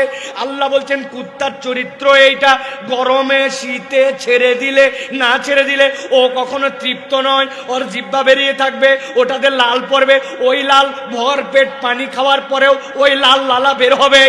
আল্লাহ বলছেন, কুত্তা যেরকম অস্থির আর কুত্তার যেরকম লালা ফুরায় না, তুমি যদি আল্লাহর আয়াত জেনে বুঝে অস্বীকার করো, শয়তান অনুগামী হয়, হালাল হারাম বিবেচনা না করে নিরেট দুনিয়াদার হও, আর মন পছন্দ জিন্দেগি চালাও, আল্লাহ দুনিয়া আখিরাত মানুষের জন্য, ওই ধরনের মানুষের জন্য কুত্তার মতো অস্থির বানায়া দিবে। হিসাব মিলান, প্রত্যেকটা জীবন এখন অস্থির, ঠিক কিনা? প্রত্যেকটা জীবন এখন লোভাতুর। ভাই বলেন তো, একটা মানুষের বাঁচতে কত টাকা লাগে? 1, 2, 5, 10, 100, কত কোটি? কিন্তু একটা মানুষ একাই এই দেশে 57,000 কোটি টাকা হাওয়া করে দিছে। এক লোক। চিন্তা করেন আপনি, তাহলে লোভ কোন জায়গায় যায়? আল্লাহ বলতেছেন, ও বান্দা, চিন্তা করছো দুনিয়ার জীবন একটু কুকুরের মতো নয়, অস্থির হলোই, একটু টেনশন নিয়ে চললই, দুনিয়াই তো, দুনিয়া শেষ, সব শেষ। আল্লাহ বলছেন না, একদিন তোমার বাড়িতে মৃত্যুর পয়গাম চলে আসবে। যারা মৃত্যুকে গোসল করাইছে খবর নিয়ে দেখেন, সব লাশের থেকে কাপড় খোলা যায় না, ছিঁড়ে ফেলতে হয়, কাঁচি দিয়ে কেটে দিতে হয়। আগের দিনে ছিল বাপ, পরের দিন হয়েছে লাশ, আগের দিন ছিল স্বামী, পরের দিন হয়েছে লাশ, আগের দিন ছিল মুসল্লি, পরের দিন হয়েছে লাশ, আগের দিন ছিল আব্দুর রহমান, পরের দিন হয়েছে লাশ। মুয়াজ্জিন সাহেব বলছে, আমার ওই মুসল্লি, ওই লাশটার কখন জানাজার ঘোষণা দিব বলেন? স্বামী বলতেছে, বউ বলতেছে, লাশ বাড়ির থেকে কি চিরযৌবনের মতো এখনই বের করে নিলেন? ছেলে বলতেছে, লাশ দাফন করার পরে কিন্তু আপনারা ওই লাশের জন্য দোয়া করবেন। ওই ব্যক্তি যাই ছিল, লাশ হয়ে গেছে, ওর আসার সিরিয়াল আছে, যাওয়ার সিরিয়াল নাই। এখন দুনিয়ার জীবন কোনোভাবে পার হলো, কিন্তু কবরে যাওয়ার পরেও এই 4 অপরাধে যদি জিন্দেগিটা কুকুরের মতো হয়, ওইখানে বাঁচানোর কেউ আছে ভাই? বুঝে বলেন, আছে ভাই? অতএব সিদ্ধান্ত নেন। আল্লাহ বলছেন, নবী বলে দেন, কি সিদ্ধান্ত নেবে বলে দেন। আমার কথা শেষের দিকে আর 2টা আয়াত। আল্লাহ বলছেন ফাকসুসিল কসাসা লাআল্লাহুম ইয়াতাফাক্কারুন। নবী আপনাকে যে বলছিলাম ওয়াতলু আলাইহিম নাবা আল্লাযী, আপনি তেলাওয়াত করেন, কেন তেলাওয়াত করবেন ওটা জানান। ফাকসুস এক বচন, কিন্তু কসাস বহু বচন। আল্লাহ বলছেন হে নবী আপনি গল্পগুলাই দৃষ্টান্তগুলা বলে দেন। আপনার উম্মত কনকনে শীতের মধ্যে মাথায় শিশির নিয়ে ভোলার মুসলমান লাআল্লাহুম ইয়াতাফাক্কারুন, আশা করা যায় তারা চিন্তা করবে। চিন্তা না করলে সে প্রকৃত ঈমানদার হতে পারবে না। চিন্তা করে দেখবে আমি জেনে বুঝে আল্লাহর আয়াত কোনটা কোনটা মানি না, আমার জীবনটাকে আমার পছন্দ না আল্লাহর পছন্দে, আমার জীবনটাকে নিরেট দুনিয়াদার, আমি পরকালের চিন্তা নাই কিচ্ছু নাই, আমি খালি দুনিয়াদারি করে গেলাম। আল্লাহ বলতেছেন লাআল্লাহুম ইয়াতাফাক্কারুন, আশা করা যায় তারা চিন্তা করবে। তবে মাসালাল কওমুল্লাযীনা কাযযাবু বিআয়াতিনা ওয়া আনফুসাহুম কানু ইয়াজলিমুন, তবে তাদের কথা বাদ, যাদের কাছে বলা না বলা সমান। আল্লাহ বলছেন তারা নিজের নফসের উপরে জুলুম করছে। সিদ্ধান্ত নিয়ে আপনাদেরকে বলতে হবে, আমরা চিন্তা করে নিজেদের জীবনের দোষত্রুটি মুক্ত করে আমরা কি কুকুরের জিন্দেগি চাই না মানুষের? আল্লাহকে দেখান রব, আমরা মানুষের জীবন চাই, ঠিক না? এখন মানুষ হাত নামাবেন না, মানুষের জীবন চাই। ওইটা কি নামাজ বাদ দিয়ে না ধরে, মিথ্যা কথা ছেড়ে না বলে, মুখে গালিগালাজ রেখে না বাদ দিয়া, আল্লাহর আইনের পক্ষে থাকে না বিপক্ষে, আল্লাহু আকবারের পক্ষে স্লোগানে থেকে না বিপক্ষে? বুঝে বলেন, আন্দাজি বলবেন না কিন্তু, কথা বলেন। পর্দা পুশিদা বাদ দিয়ে না ধরে, স্বামীর কথা শুনে না রাগারাগি করে, স্ত্রীকে পিটায় না পিটানো ছাড়ে। ভালো করে বুঝে নেন, আল্লাহ কবুল করবেন, আল্লাহুম্মা আমিন। প্রিয় ভাইয়েরা, অনেক কথা বলে ফেলছে, অনেক দীর্ঘ সময়, এত দীর্ঘ আলোচনা কম করা হয়, কিন্তু ভোলায় যেহেতু বছরে একবার জোর করে আমাকে বাইন্দে নিয়ে আইছে একরকম, এইরকম পিছলা মানুষ খুব রেয়ার আছে।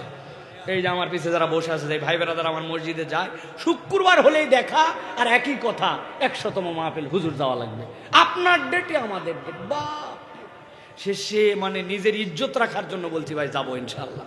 চলে আসছে আপনাদের কাছে। প্রিয় ভাইরা, অনেক দীর্ঘ কথা বলছি, 3টা পোরশনে আমি কথা বলছি। আমি বলছি না কথা শুরু এবং শেষ আছে। আপনাদেরকে বলছি কোরআন 4টা নিয়ামত আমাদেরকে দিবে, মনে আছে তো? প্রেসক্রিপশনের কথা মনে আছে, অন্তরের ডাক্তারি মনে আছে, এই কোরআন লাইট আমাদের জন্য মনে আছে, আর ইমানদারদের জন্য রহমত। এখন ওই কোরআন আপনাকে বিজয়ী করতে আসছে, আর মধ্যে বলছি সব আছে, কিন্তু আমার মোবাইলটা ইনস্টল করার মতো উপযুক্ত না। কেন ইনস্টল হয় না? এই 4টা অপরাধ থাকলে কোরআন আপনার মধ্যে ইনস্টল হবে না। অতএব এই 4টা অপরাধ যদি মুক্ত করে কোরআনের কাছে আমরা নিজেদেরকে সমর্পণ করি, ইনশাআল্লাহ ফায়াদমাগুহু ফাইযা হুয়া যাহিক, এই মানুষের চরিত্র সীসাঢারা প্রাচীরের মতো হবে। এই মানুষদের পৃথিবী পরিবর্তন হবে। বাংলাদেশ একমাত্র সোনার বাংলাদেশ হতে পারে আল্লাহর দেওয়া জীবন বিধান আর মানুষের চরিত্র যদি হয় কোরআন, ঠিক না?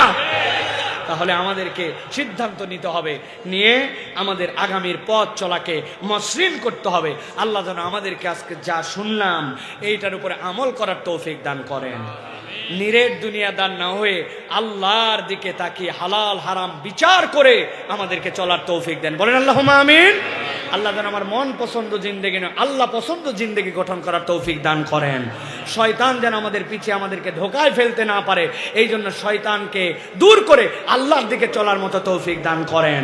আর জেনে বুঝে আল্লাহর কোনো বিধান আমার উপরে ফরজ হলে আমি খামখেয়ালি করে যেন সেটার থেকে পিঠ ফিরায় না থাকে, আল্লাহ যেন এই বোধটা আমার দিলের মধ্যে জাগ্রত করে হেদায়েতের রাস্তায় চলার তৌফিক দেন, বলেন আল্লাহুম্মা আমিন। হাযা মা ইনদি ওয়াল ইলমু ইনদাল্লাহ।